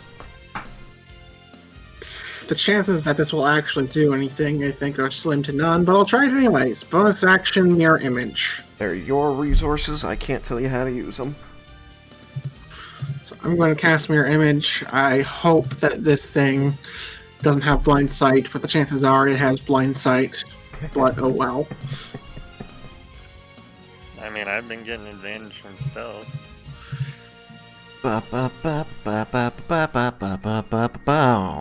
Alright, Leah, you're up. Yes. Make it bleed. Where did go? There. You're here. What did you say? I said make it bleed. Make it bleed. I'm not sure if I'm capable of that. I don't know. I can't even go close. I can't even go closer to it. It's true, you what cannot color get closer, and you are at disadvantage to attack. Is it still the gross yellow? Yeah, it's still the gross yellow. Do I know what element normally is connected with the color yellow? Roll Arcana. I'm good at that.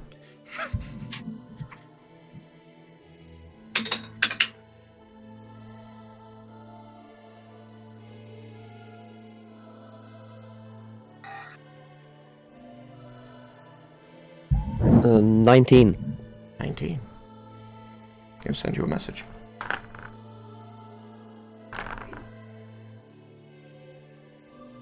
There you are. Through ring.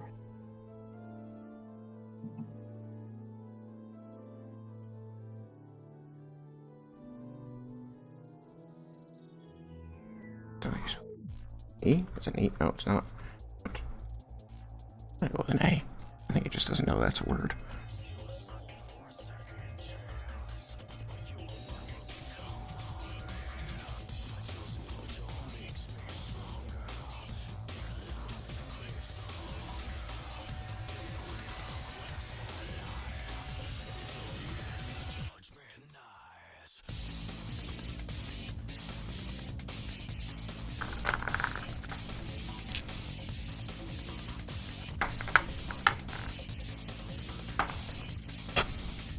Set all my d20s down. It was a 1, a 2, a 4, and a 6. Things are gonna go well. Alright, I sent you the message, Guaco. Yes, let's see.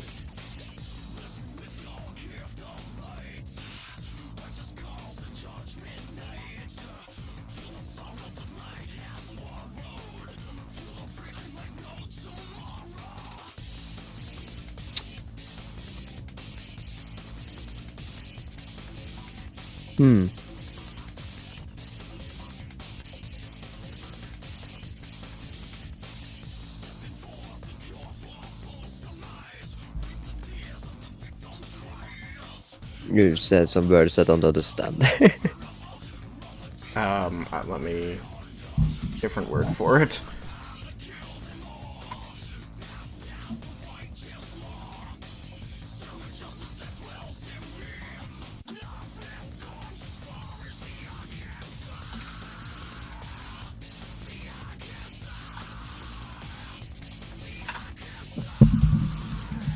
Okay, I mean,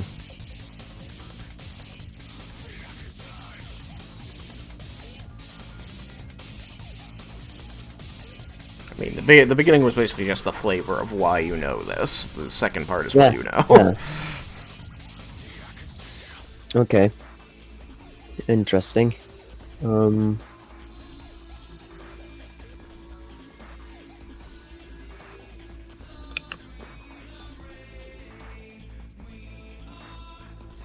Okay.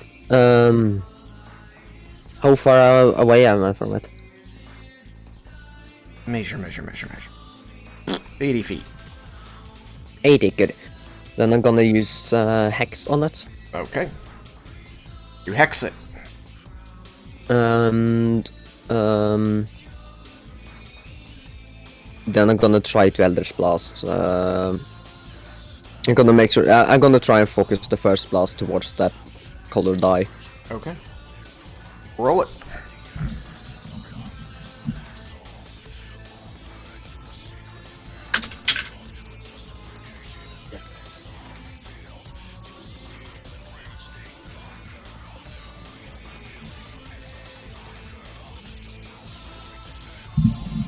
That's 26.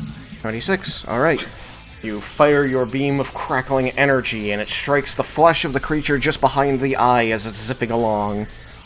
You see the flesh divot in, and then pop back out like a balloon again as it wobbles and ripples and whoop, whoop, whoop, whoop, whoop, whoop. And then your hex takes effect. Yeah. And what does the hex do? Hold on. It seems unhurt by the Eldritch Blast, which missed its eye. Yeah, Hex is a d6 necrotic damage. D6 necrotic damage. Okay. Yeah. And I also add an effect on it, so I just try to remember how that was.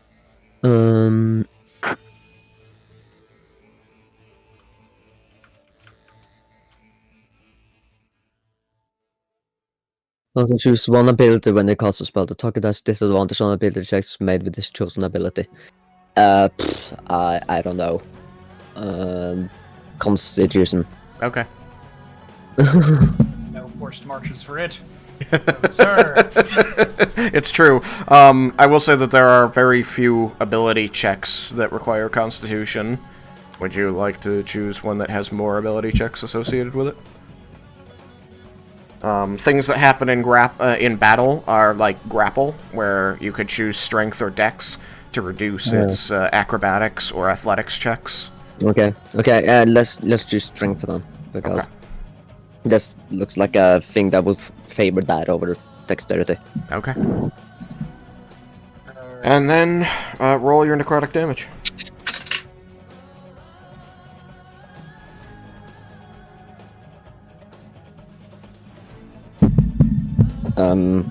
One.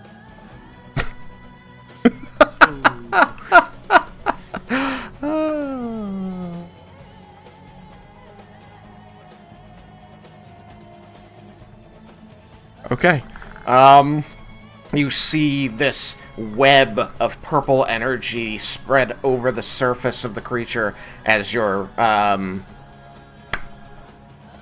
Eldritch Blast strikes it, and all of a sudden the creature seems almost like it's grabbed in this tightening net as you see its form suddenly like explodes out in these little globules between the hex's ribbons. It does seem to take the damage from this. It does seem to be weak to it. Then I'm gonna add two more plus. After it does that, its color changes again. Oh, that happens before my two other blasts? It happens when, yes, it does seem to do that. It now looks to be... I do understand this based on time, because, you know, the blasts happen rapidly. Yes. It's happening when it takes the damage. Yeah, gotcha.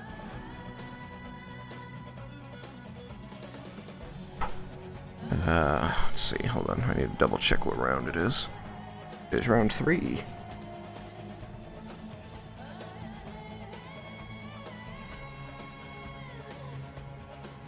So after its form re-solidifies in as much as it has ever been able to be considered solid, it is now a metallic dark gray, like that of a sword newly forged. Okay. Then my two other blasts will commence. Okay. I'm gonna continue aiming at the eye. Okay, roll to hit the eye. Because if I miss the eye, at least I still hit the body, so... Yeah. Well, unless I miss very much. Yeah. The body is very large. It's got pretty low AC. It's pretty easy to hit. This is what you have learned by watching the thing. Yeah. That is a 23, so... 23. You will miss the eye, but hit the body. Yeah.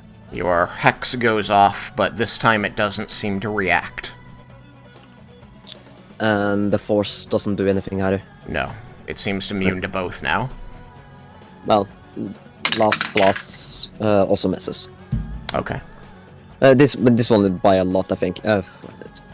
17. 17. I mean, you still hit the body. It's just still immune. Hex goes off. Still immune to that. Okay. Then I'm gonna say to the wizards in the party. Guys, I think my theory is correct. It shifts what is weak against with a color. Out of curiosity, aren't you still frightened? I am... I'm not going to retroactively make you roll with disadvantage, but I am going to remind you that now you need to roll against that fear. Okay.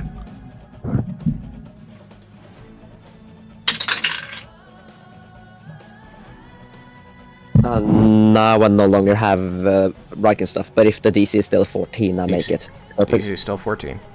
Yeah, because I got a 17. Okay. You are no longer frightened, so you're no longer at disadvantage, and you find you can approach the creature as you finally get control over your mind as it tries to scream at you to run away. You will still, however, take 2 points of necrotic damage. Psychic damage, excuse me, not necrotic. Yeah, and then I convey that information because no longer frightened, so now it makes more sense to do it. Okay, and because I talked over you, would you say it one more time? I'm sorry. Yeah, I say to the wizards, Fulbury and Laramandas, I think it shifts what is weak against with the color. Try matching, attacking it with what associated with the opposite. Opposite. Yeah, I don't think I have much more time, but Nope. That's it. Yeah. Okay. So I'm gonna have to continue that next time. But I have a movement now. But no, so that. No, that was the end. With You're the right. end You're right. So Yep, put you're it absolutely right. Fulbury. Fulbury is going to seem to be thinking over your words, like she puts a hand near her head, and you can kind of see her head going back and forth as she's clearly deep in thought about what you're saying. What is she gonna do? What is she gonna do? Boop a boop boop boop boo.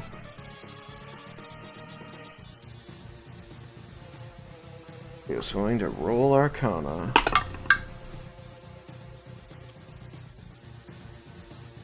No. That is. Wait. It's Arcana. Oh.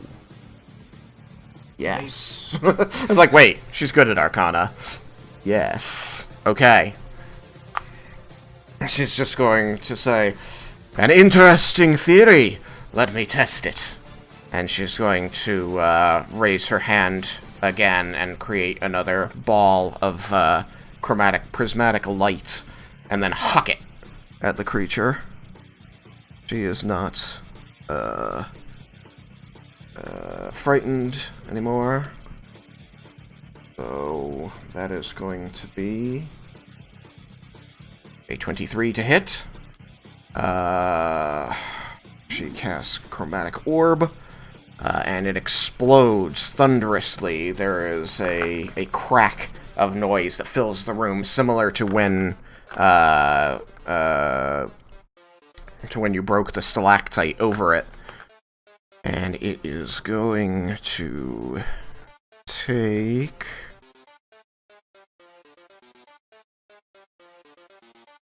Stop that. 3d8. 11 points of thunder damage.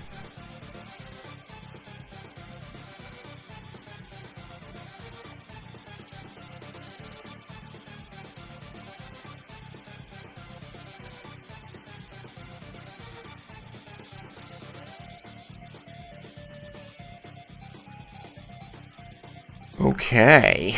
It is weak to that. Its form is once again going to...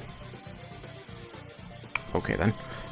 Is once again going to tremble, shake, writhe, and it is going to shift colors.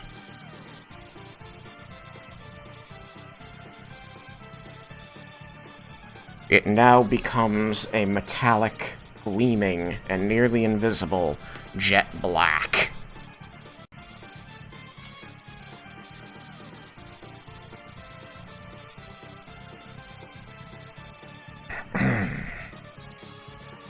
Reopen my notes, which just got closed.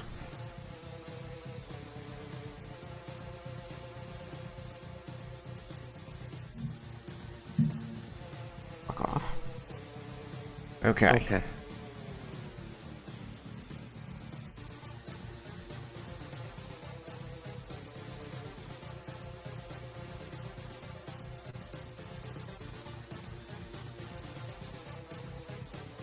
Yeah, not poor Raiken.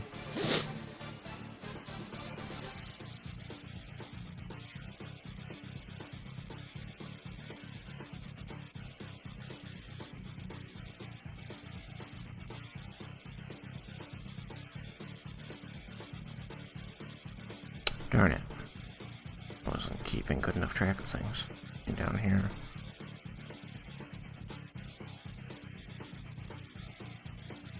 Oh, that's right. That did come from you. Okay, never mind.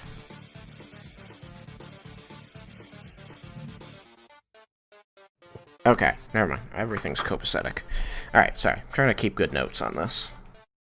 Okay. Fulbury is then going to move.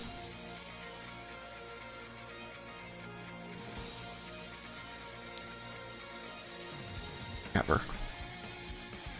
He's gonna be like running and like, oh, I can get up against that rock. And he's gonna go, oh, I can get behind this rock.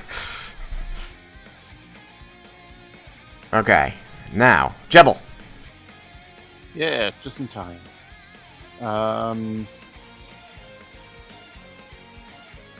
My laptop crashed the stairs. Ah. Okay, so what happened was, Leah used Hex on it and then shot it with a Eldritch Blast that it seemed immune to, but then the curse from Hex went off, dealing necrotic damage, and it changed elements. She told the wizards to do something with, matching opposite elements, and Fulbury threw, a chromatic orb at it that dealt thunder damage, and it changed again. Okay. So what color is it now? It is now jet black, looking like metal.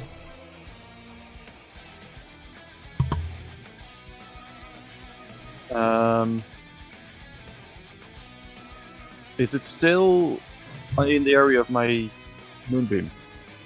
It is. And that's not doing anything. Doesn't seem to be.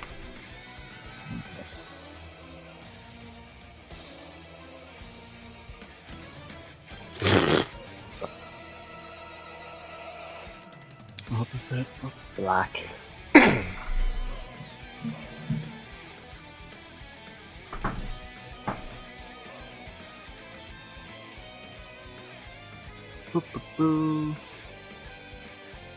Right.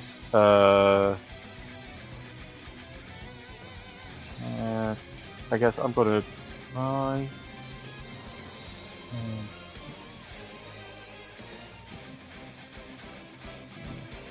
I'm gonna move forward by 15 feet.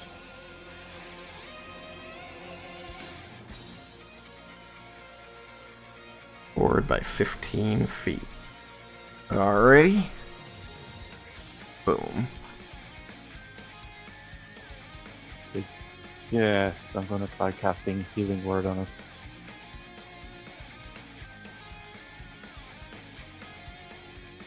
Alright. Roll it.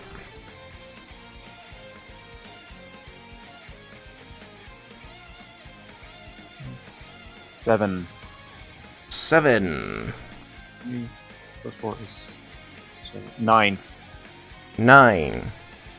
That's how much your healing word does? Yeah.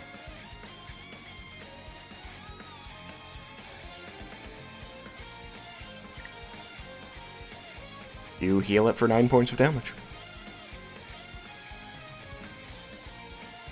Well done. We're learning. Indeed. This is all part of the process. It was worth a try. Tristan. Mm. I have a question. Uh-huh. About the pendant of emergency shield. It says, upon taking damage, the pendant can protect the magic field. Does that mean that it doesn't always do so? Like that I decide whether or not it does it? I mean, going by D&D wording, that should mean that, but I thought that we had agreed that it was one of those things that you didn't control. Okay. In that case, that has gone away because of the psychic damage. True. I forgot about the psychic damage. Okay. That's right, because right before this you had a long rest, so it was definitely up again. Okay. Right. Who's next? After Jevil. Jevil, you're done after the healing word? You still have an action.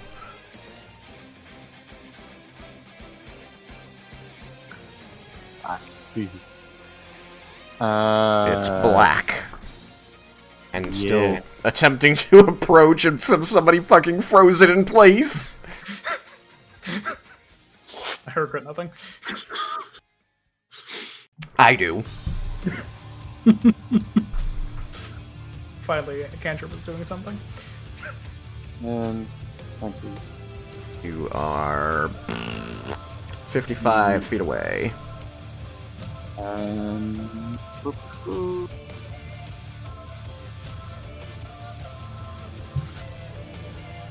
No.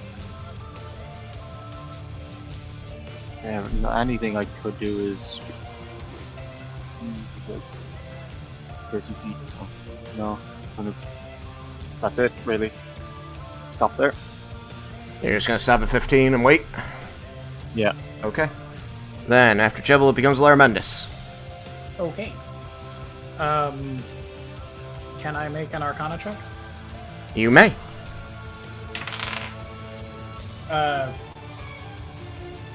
That is a 19, Child's play. because I rolled a 1. Still child's play. You know exactly what to do.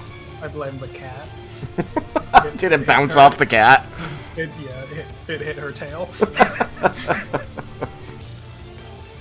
When in doubt, blame the cat.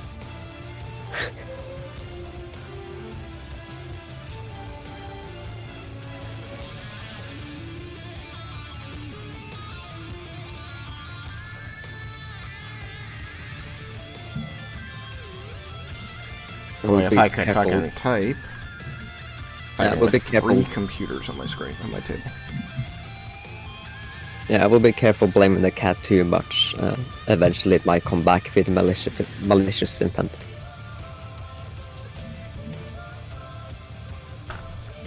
They'll do that anyway. What you doing, Sam? I don't have that spell prepared. Well, I don't see how that's my problem. It isn't.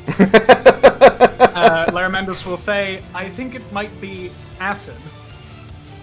And then cast Ray Frost.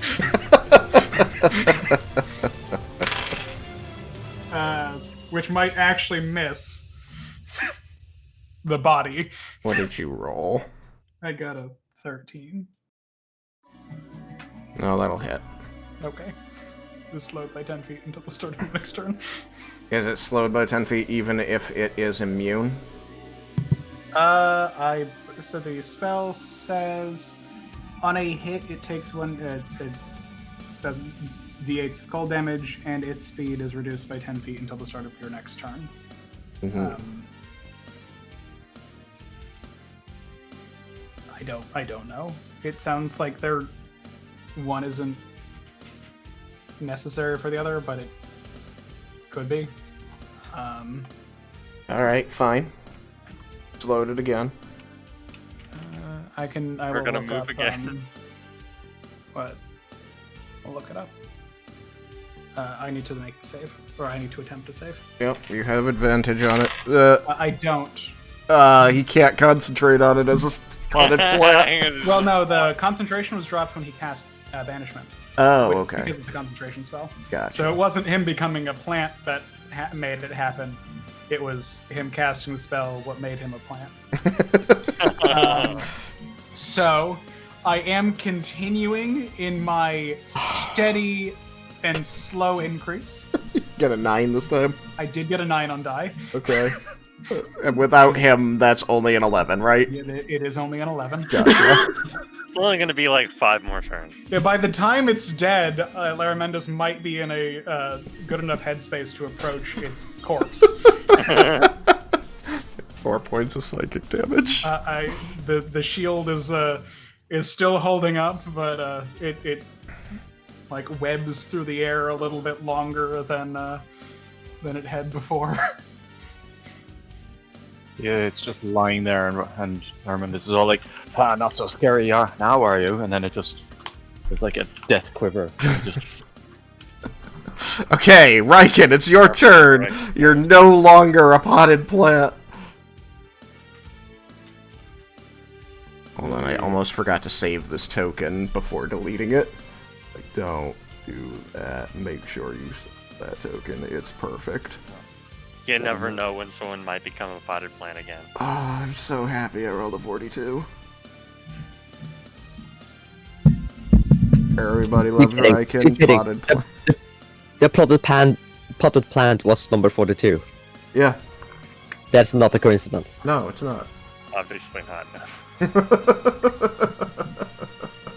No. No one's calling that a coincidence. Fuck. Oh my god, why do I have to do it this way? Why? Sorry, they moved my folder on me. Oof. Raiken's back! Is he aware of what happened? Spits out some dirt.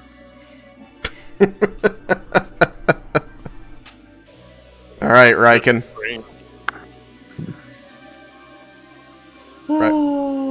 There you are. Had the plant been aware of things said while it was a plant? I cannot imagine any reason that it would. It was a plant. Maybe the plant knew, but the plant is no longer there. So, No. so Raiken wasn't aware. The plant was, though. The plant is aware of everything that was going on. This poor creature. He should be drowsy because a plant doesn't photosynthesize at night, so it's dark and no, there's daylight. He's wide awake. Is Raiken there? What's going on? It's your turn, man. I know. You're not a plant anymore. Just gonna go up 30 feet. Alright. 30 feet gets you there. There's a pile of rubble between you and the monster. I'm done. Okay. Beard guys.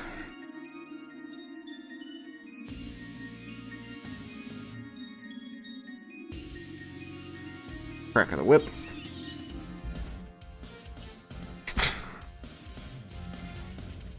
And now this creature does something that you haven't seen it do before.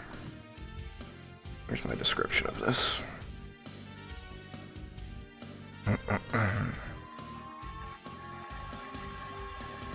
This should be in bold. Alright.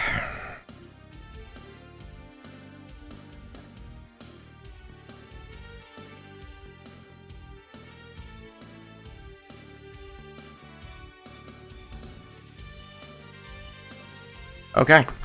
So what you're going to see happen is that the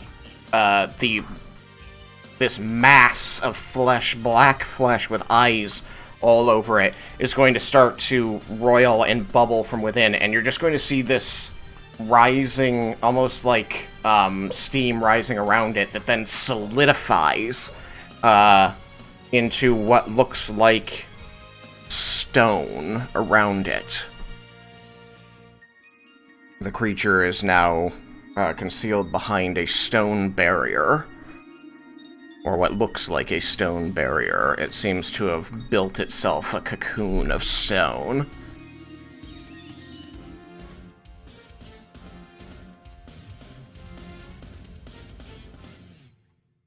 Is it all the way around it, or just in front of it?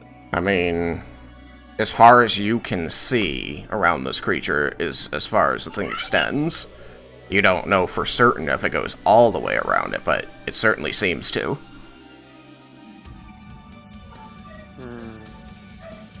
And that's the end of its turn. Which means that up next, we're back to Vendar.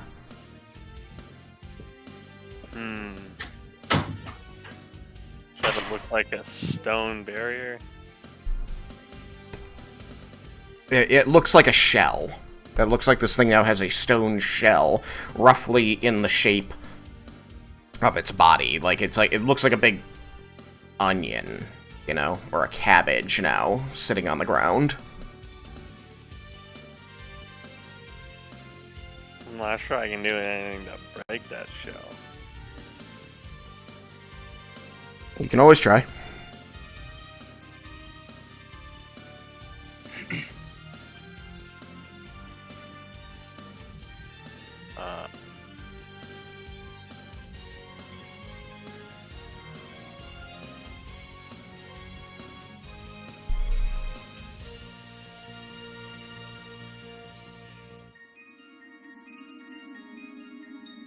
What kind of grenades did I have?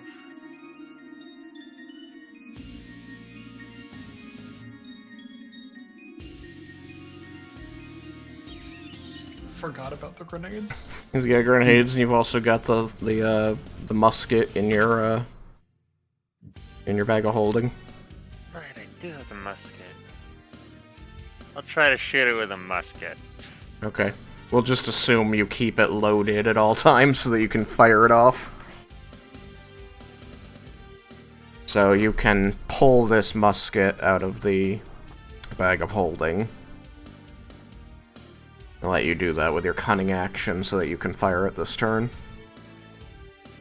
Okay. I will fire it. Roll to hit. Oh, do I have advantage? Yeah.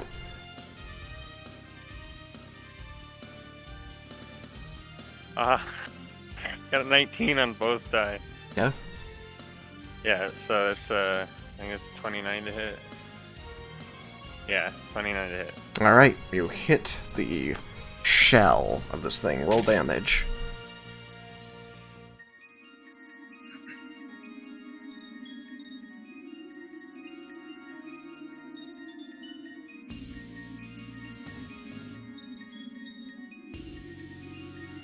Do I get sneak attack?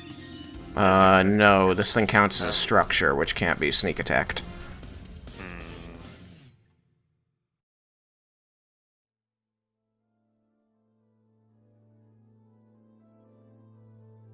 No, like spikes Not on it there. that say that it's spined.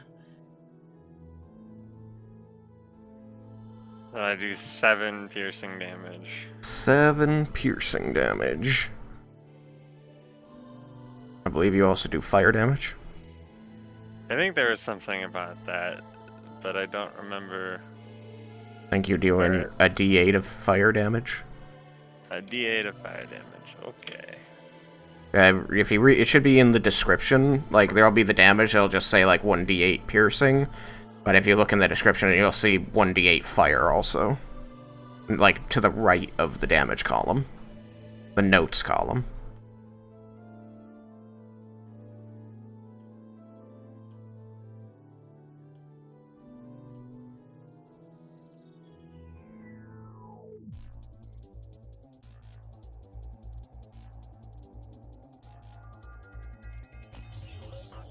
Find it.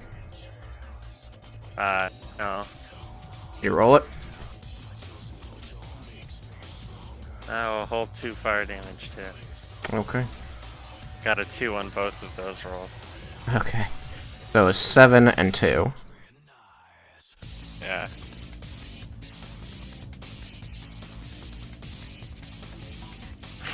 Okay. Can I toss the musket back into the bag of holding then? Not this turn. Okay.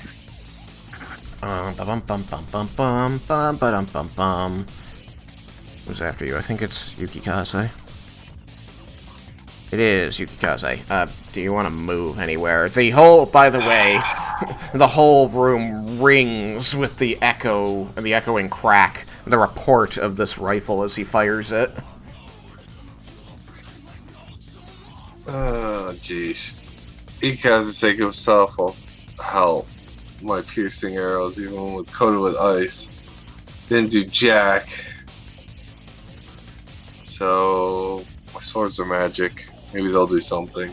Okay. So I'll put whatever I can do with putting my bow away, drawing my swords, or actually, no, we'll put my bow away, then move forward so that I can draw next turn.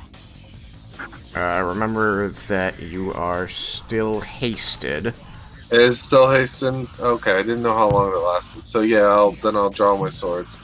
Okay. Kiryu and Ki. Okay, with 60 feet of movement, you can get this close. Do you want to? No, I'm gonna be next to Raiken. Right We want us to back each other up. Okay. So I want to be next to him. Okay. Then you get there with somewhat less than 60 feet of movement. Alright, I'm good with that. Okay. And I'm gonna prepare defensively, I think. Yeah, we'll prepare defensively. I'll allow it. You technically put away a weapon and drew a weapon. Oh, no. If it's not, no, I'm good then. Just leave me there then. No. No, I guess I got my maneuvers and stuff that I can do. Or I'm all defense. You're defensive right now because I let you take the action last time because I let you put the putting away on your hasted action. So, same thing. Put the hasted action over there and then draw with your move action. This is fine. You are defensive now. Okay. That should be fine, I think. Unless somebody has an argument against it, but I think that's fine. Hey, I'm here to play the game. It's the rules, it's the rules. I'm good. I know. Trying to do my best with the rules, sometimes it's a little fuzzy. Alright, so that will be my turn.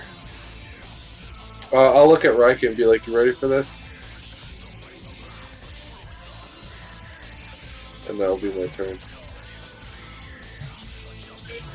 Raiken. Is Raiken being a party pooper?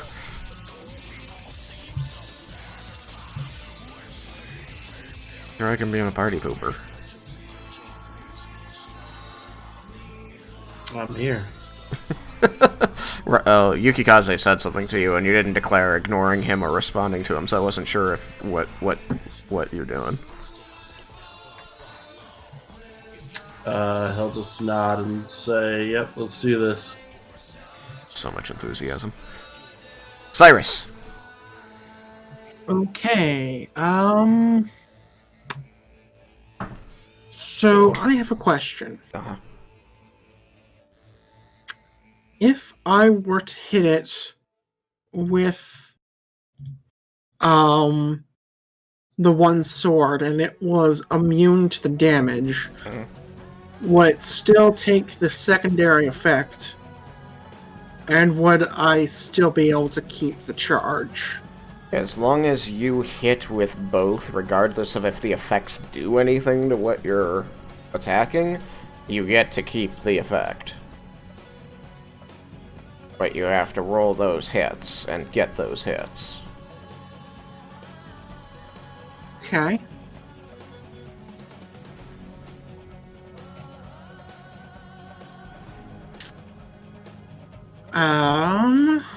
Well, I can't get to it to use it this turn, but I might start moving closer. So I want to move 25 feet towards the creature. Okay, you have been moved 25 feet toward the creature.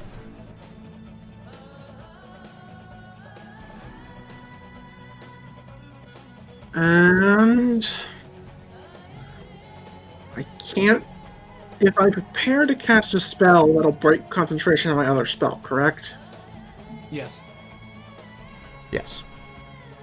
Okay. It's currently a stone shell. Yes. And I missed it on. Sorry, I missed it on Vinder's turn. But did his bullet seem to have any effect? It struck, and you saw some of the stone shell, like, crack. Like, as though a bullet hit a wall. Okay. Shatter, 5th level. Okay. If it's a creature made out of inorganic material, it has I'm aware. disadvantage on the saving throw. And it needs to make a con save.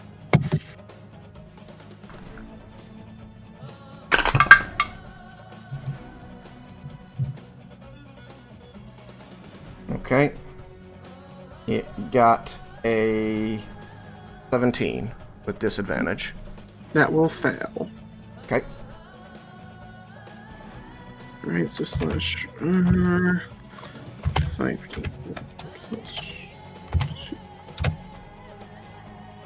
26 points of thunder damage. Mm-hmm. Okay. The shell shatters and crumbles around it, falling to the ground. You can see that within, the black creature is bubbling and boiling and slightly glowing. I'm gonna shout out, I think it's trying to change into something else. Hit it quick if you can.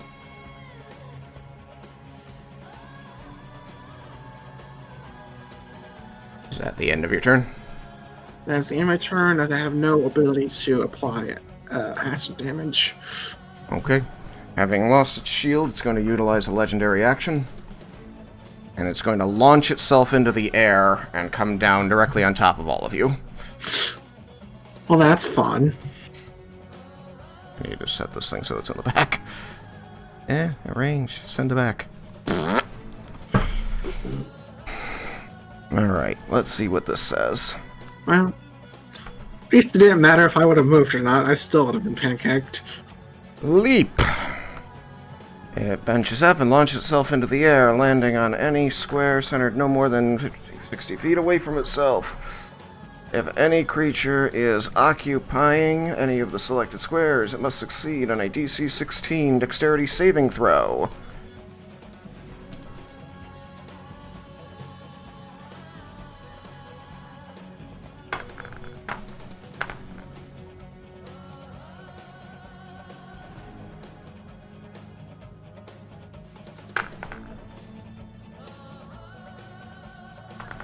Or be knocked prone, taking 15 points of non-magical bludgeoning damage, and pushed to an adjacent square of the creature's choice.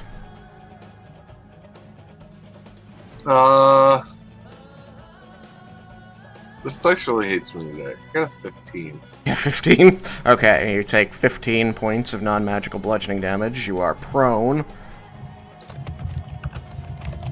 You're going to be farted out over here. Raiken. 9.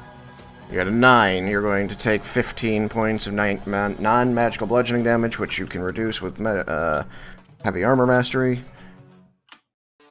You are prone, and you're going to get farted out over here.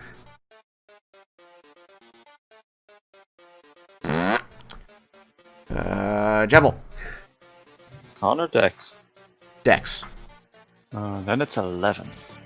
11. You're going to take 15 points of non-magical bludgeoning damage. You are knocked prone and farted out over here. Cyrus. 24. Okay. Assuming I make the saving throw at the beginning when Raiken was next to me. Otherwise, it's 21. I don't care then. You're going to get farted out over here. You are not prone, and you will take 7 points of non-magical bludgeoning damage. All right. Well, we now know what happens if it touches us.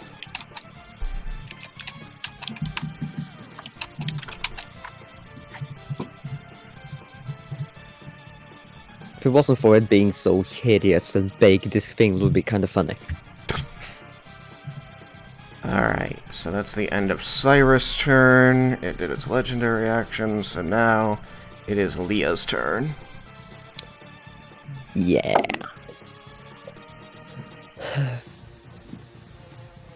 I'm gonna walk a 30, like my maximum movement, directly down, close to the wall. I need to be outside this tunnel, and I don't want to be directly in front of it anymore, so I'm going down there. It'll put me right next to the entrance, so that Oh, there. I'm waiting for the stream to catch up. It's very delayed today.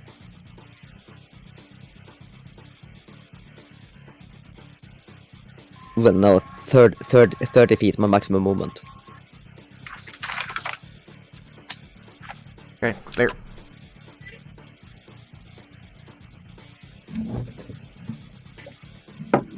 Yes, there. Is the thing on his back? What do you mean? No, yeah, I heard you say that it leaped forward and landed, so I thought you said that it landed on his back. No, I mean, it has no back or front. It has no facing. Oh. It is facing in all directions simultaneously as the eyes on it are all over its body, all moving randomly around. So Okay, you can assume that it's okay. constantly capable of seeing everything around it. Okay, it's an abstract blob. Yeah, we use the word amorphous. Yeah.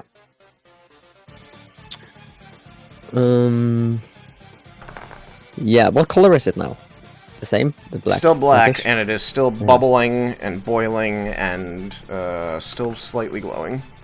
Ooh, let's see. Black. Can I roll an Arcana?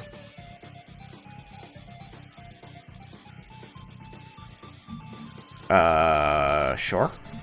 Yeah, I'd like to figure out what that color will be connected to. Oh, okay. Yeah.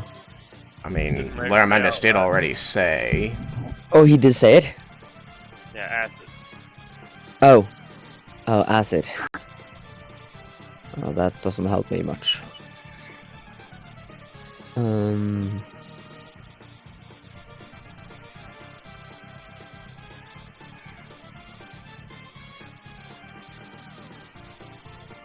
Yeah.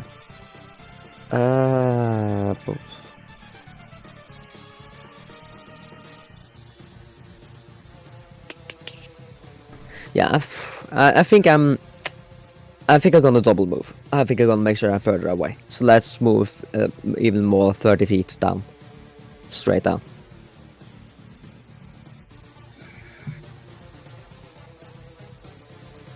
Okay. I'm planning to just keep my distance this time. Okay. Anything else for your turn? Okay. No, that's it. Okay. Then, as you finish your turn, another legendary action.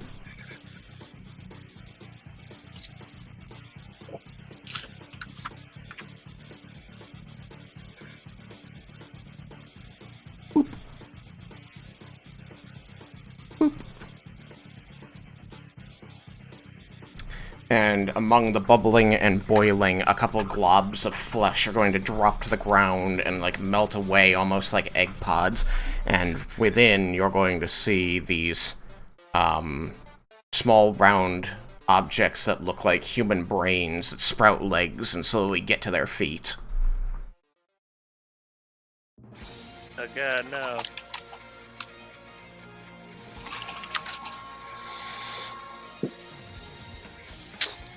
Make these things fun. They're fun! Fulbury's gonna go. I was just gonna say, I have acid.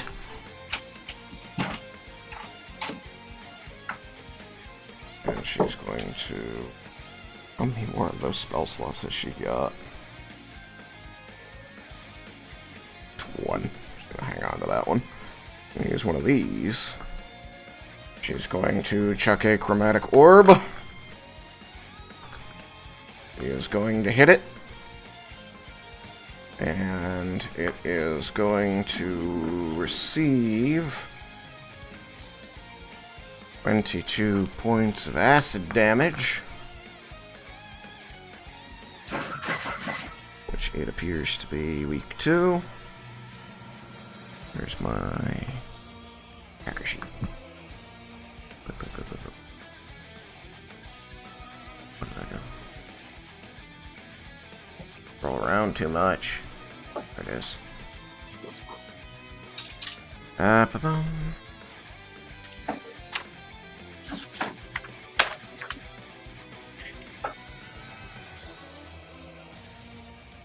There we go. Takes a bunch of acid damage, and then it writhes and shrieks and screams. And its color changes once again. It is now metallic dark gray.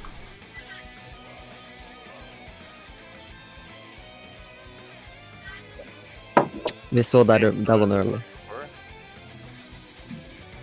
Possibly. If so, thunder, maybe? I think that was the one we used against that. Am I allowed to speak, or do I have... Or have I talked too much this round? I don't remember. When's your next turn? No, you spoke this round. You're done. Okay. Bum, bum, bum, bum.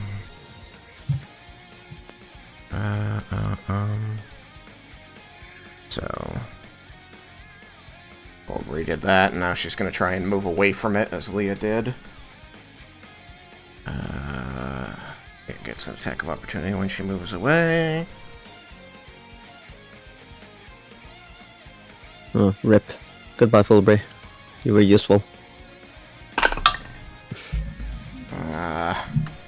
It is going to miss. I stand corrected. It missed her AC by 1. God damn And once again, it turns out that Tristan's biggest weakness is himself. Seems so. Oh, hold on, just moving from here to here. Here. Okay. Next, Jebel. Lying there, Jebel's gonna... So, what's gray?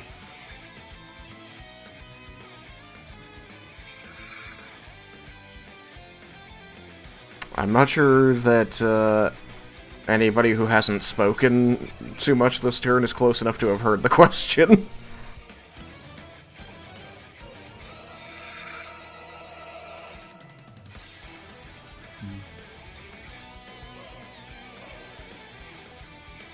Larmedis has already spoken, has he? Who's that beside me? What is that? Oh, yeah.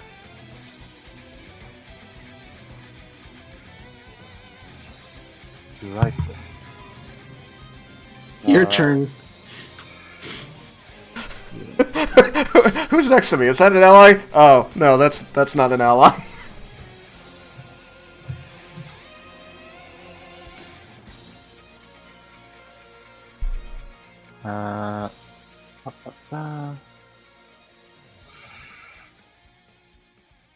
What you gonna do? I am going to Thorn Whip the thing beside me. Okay. Can you do one other thing for me as well? Yeah. Can you roll the, it's a concentration check on Moonbeam, right? Oh, yes. Yeah. You took, 15 points of damage, so the DC is 10. Concentration check is a Constitution saving throw. The 10 on the die plus 2 is 12. Okay. Your Moonbeam is still up. Do you want to stand up? Yeah. I'll stand up. You stand up. Half your movement is used. Thorn Whip is 21. I'm attacking the little brain fellow. You're going to attack the little brain guy with Yeah. Thorn Whip. Oh. My little brain guy page. Oh, there it is. Little brain guy. That's gonna hit. Was that with disadvantage? Does Thorn Whip? Ranged attack against somebody while he is adjacent to enemies. Then, yeah, you would need disadvantage. It's a melee attack. Is it But a melee attack? Yeah, it's a melee attack that has a range. Oh. Okay, then never mind. 21 hits. Oh yeah. That's a weird one. I was sitting here you said, I'm like, I thought Thorn Whip had something special about it, but if you say so, okay. Alright, let's see here. I was just thinking about the range. Make a melee spell attack. Cool. So,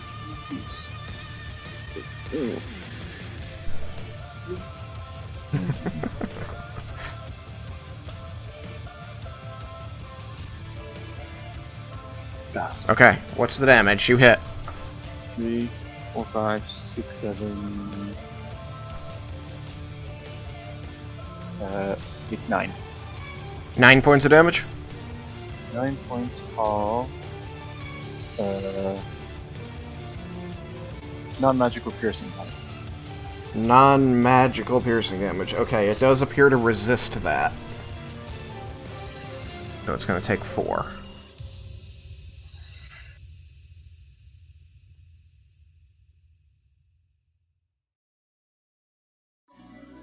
Okay. Yep. Anything else? You stood up, you attacked, you asked a question that didn't get answered. I'm going to...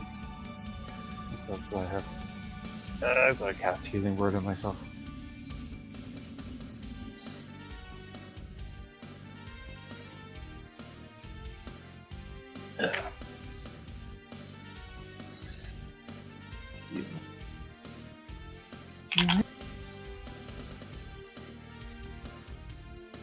Okay, nice. So that's 7 points. You cast Healing Word on yourself for 7 points. Okay. Mm. Then, after Jibble, is Laramendus. Okay. I am going to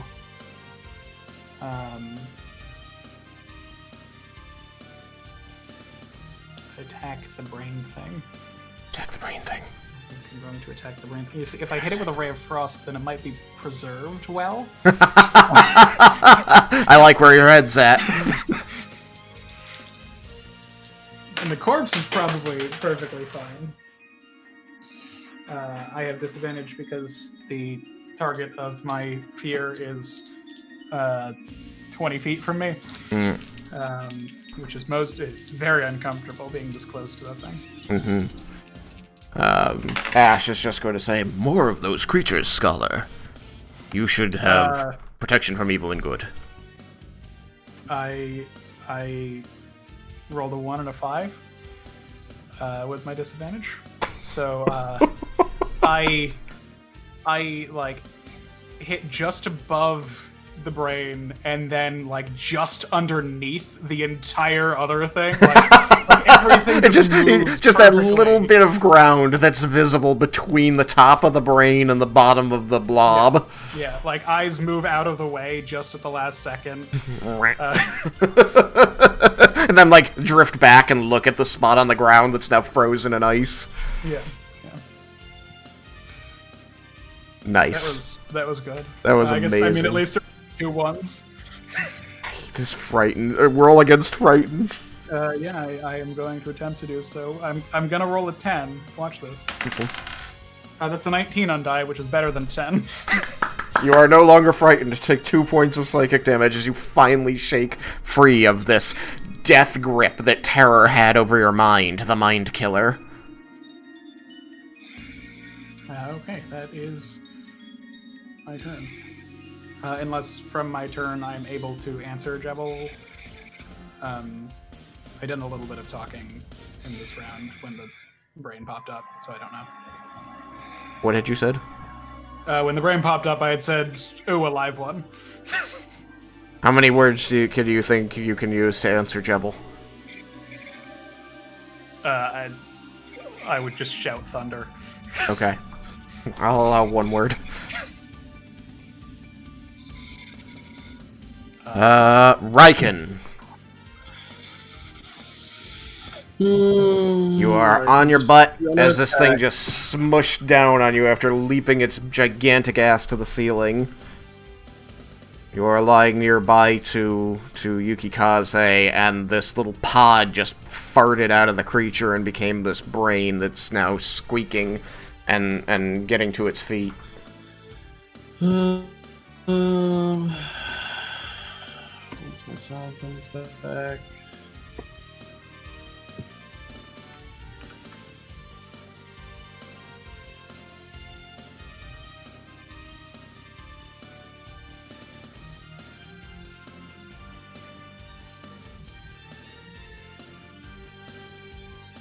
Can you hear me? No, I didn't. I heard like a couple of words, but they were a little bit muffled. Instead, I'm gonna get up and attack. You're going to get up and attack. Okay. You get up. Half your movement. You are still adjacent to the creature. I know there's like a purple gap here, but it actually fills out to there. You are adjacent to it.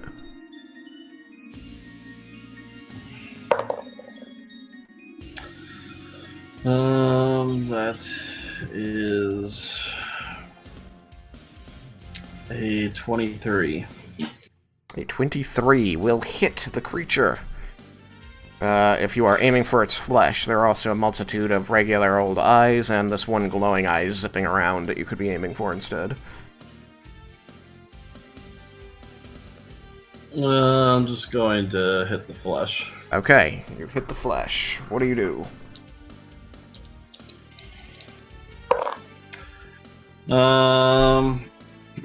That is 11 non-magical silvered slashing.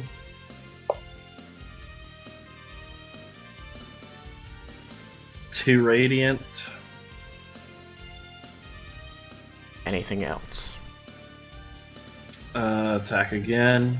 Okay. I just meant anything else for damage. If nothing else for damage, then I can tell you you drag your axe across its body as the blade glows faintly with the divine power of your god, and you see that its flesh, like, just oozes away, just like bends away from the blade. It isn't cut, it just is pushed by the blade. It is this metallic, dark gray, and being up this close to it, it looks like it's some kind of metal structure in front of you, and when you swing at it, it moves fluidly in the most disconcerting way.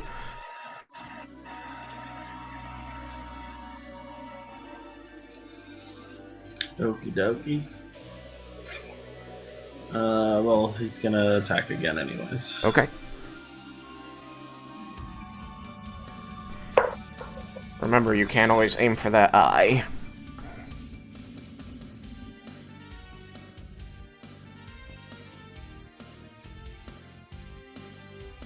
It's just got a much higher DC. AC, rather. Not same diff. 10 points of non-magical silvered slashing and 6 radiant. Okay. It seems to ignore it. Alright. That's it. Alrighty. Becomes the bad guy's turn. These guys will shuffle forward one more towards you, Larmendus. They are very clearly not comfortable having to do this. You can see the spears wobbling in their hands. And this creature is going to explode.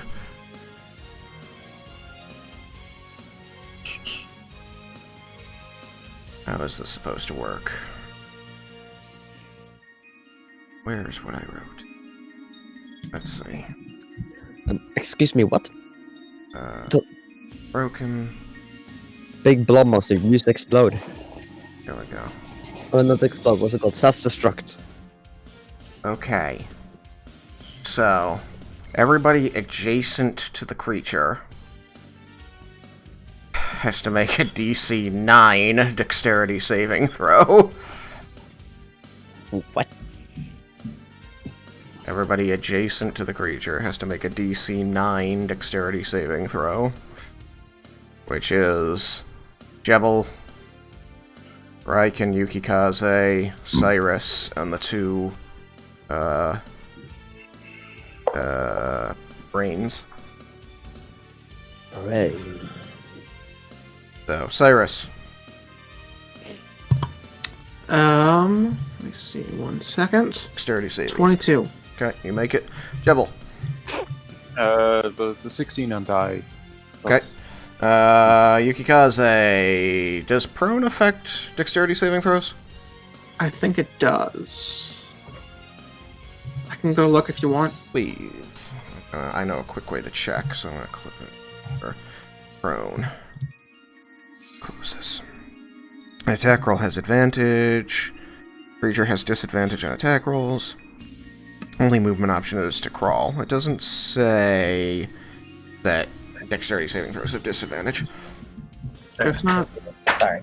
Train doesn't give that effect, but I got an 18 if that's the case. Okay. 18. And Raiken. 21. 21. Okay, you all made it. So, what about our friends the brains? that's what I'm finding out. Dexterity saving throws, which I think they're pretty good at. They're okay at it. 19 and 14, so they both made it. Which means everybody is going to take half of half. Everybody takes 2 points of cold damage as the creature just suddenly bursts out these projectiles that look malformed, and they sort of just they fly through the air about 10 feet and then just crumble to the ground. And the creature itself is going to be taken. Not much more. 4, 8, 10. 10 points of damage it cannot do.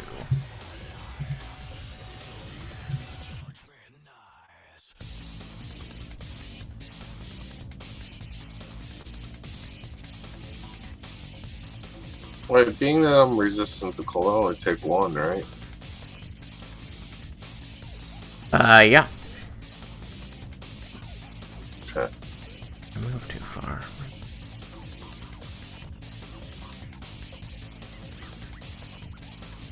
Where'd the health go? There it is. 10's still not bad. Okay. That's its turn. So, Vendar. This thing is still jet black. Its shell is gone and it is no longer boiling. It's jet black again? I thought it was steel. Oh, I'm sorry. Yes, it is like steel dark gray. I was wrong. Well, I can't do thunder damage, so I'm just gonna... Can I throw my musket back in the bag of holding and shoot at my bow? Yes. Okay, I'm gonna do that and try to shoot it in the eyeball. Alrighty. Do I still have advantage? Let's find out.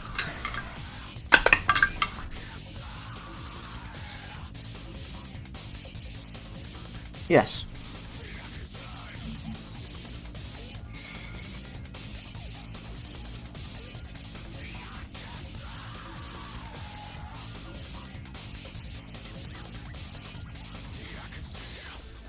The 27 to hit.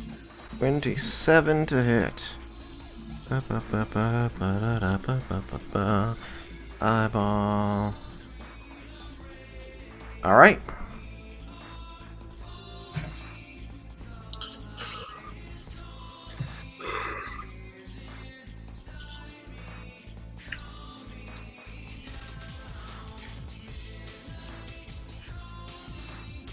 Did I hit it? Yes, you hit it. Sorry, I was just realizing that there was something in the context of hitting the eye that really didn't make sense. Okay, so I was just fixing it. I hadn't been running it that way, and I didn't like it either, so I changed it. It's going to spaz out, as you've seen before, and it's going to become transparent. You now just see eyeballs drifting over the surface and through the center, as though the thing is just a tank of water in front of you. You can also see several spherical pods inside it that are not eyes.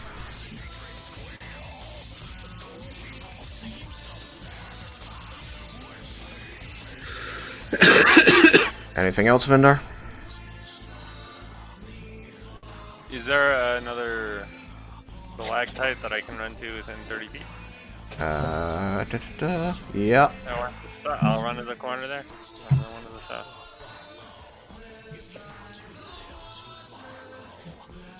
Okay. You move there. And after you, it becomes Yukikaze. Before we get to Yukikaze, I do want to say it's Oh, 10:42. wow. We had very recently started an initiative order. Yep. Okay. I'm just going to modify initiative here. I didn't even notice, like, I kept checking the clock early on, and time seemed to be going pretty slow. I'm like, good, we're getting a lot done. We're getting through a bunch of turns, and it's not taking too long, and then all of a sudden it was late. I was like, it's only 9:30, this is going great.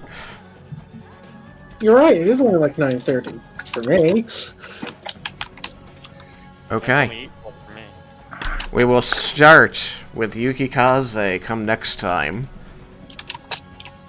You seem to have figured out some of the trick to this creature, but it has only begun to show you its tricks. I was about to nuke it with thunder damage, but then somebody went and changed what element. And now I have to figure out what to blast it with. Such is life. Who knows what shooting in the eye is doing? Maybe I only have to hit it in the eye so many times before it just drops dead. It's possible. I'm not gonna lie. That's entirely possible. I'm not doing any damage to it when I shoot it in the eye, but it causes it to change. I'll admit it does something which is better than what I've done so far, other than breaking Stone's shell. There's not a whole lot I can do with mine, but I can hit that eye. Oh yeah, I forgot. My mirror image is toast, isn't it? Because I got pancaked. Yeah, I guess. I mean, there was like one hit. It was. How does mirror image usually react to AoEs? It depends on the DM. Some will roll that it just gets nuked, because if a mirror image takes a point of damage, it's toast. Right, and it does have an AC. I can see running it that way. It's just, what does it say? Let me pull it up. Alright, I'm gonna end the stream. Thanks everybody for joining us for this weird monster that we're still testing out, but honestly, I'm pretty satisfied with how it's going.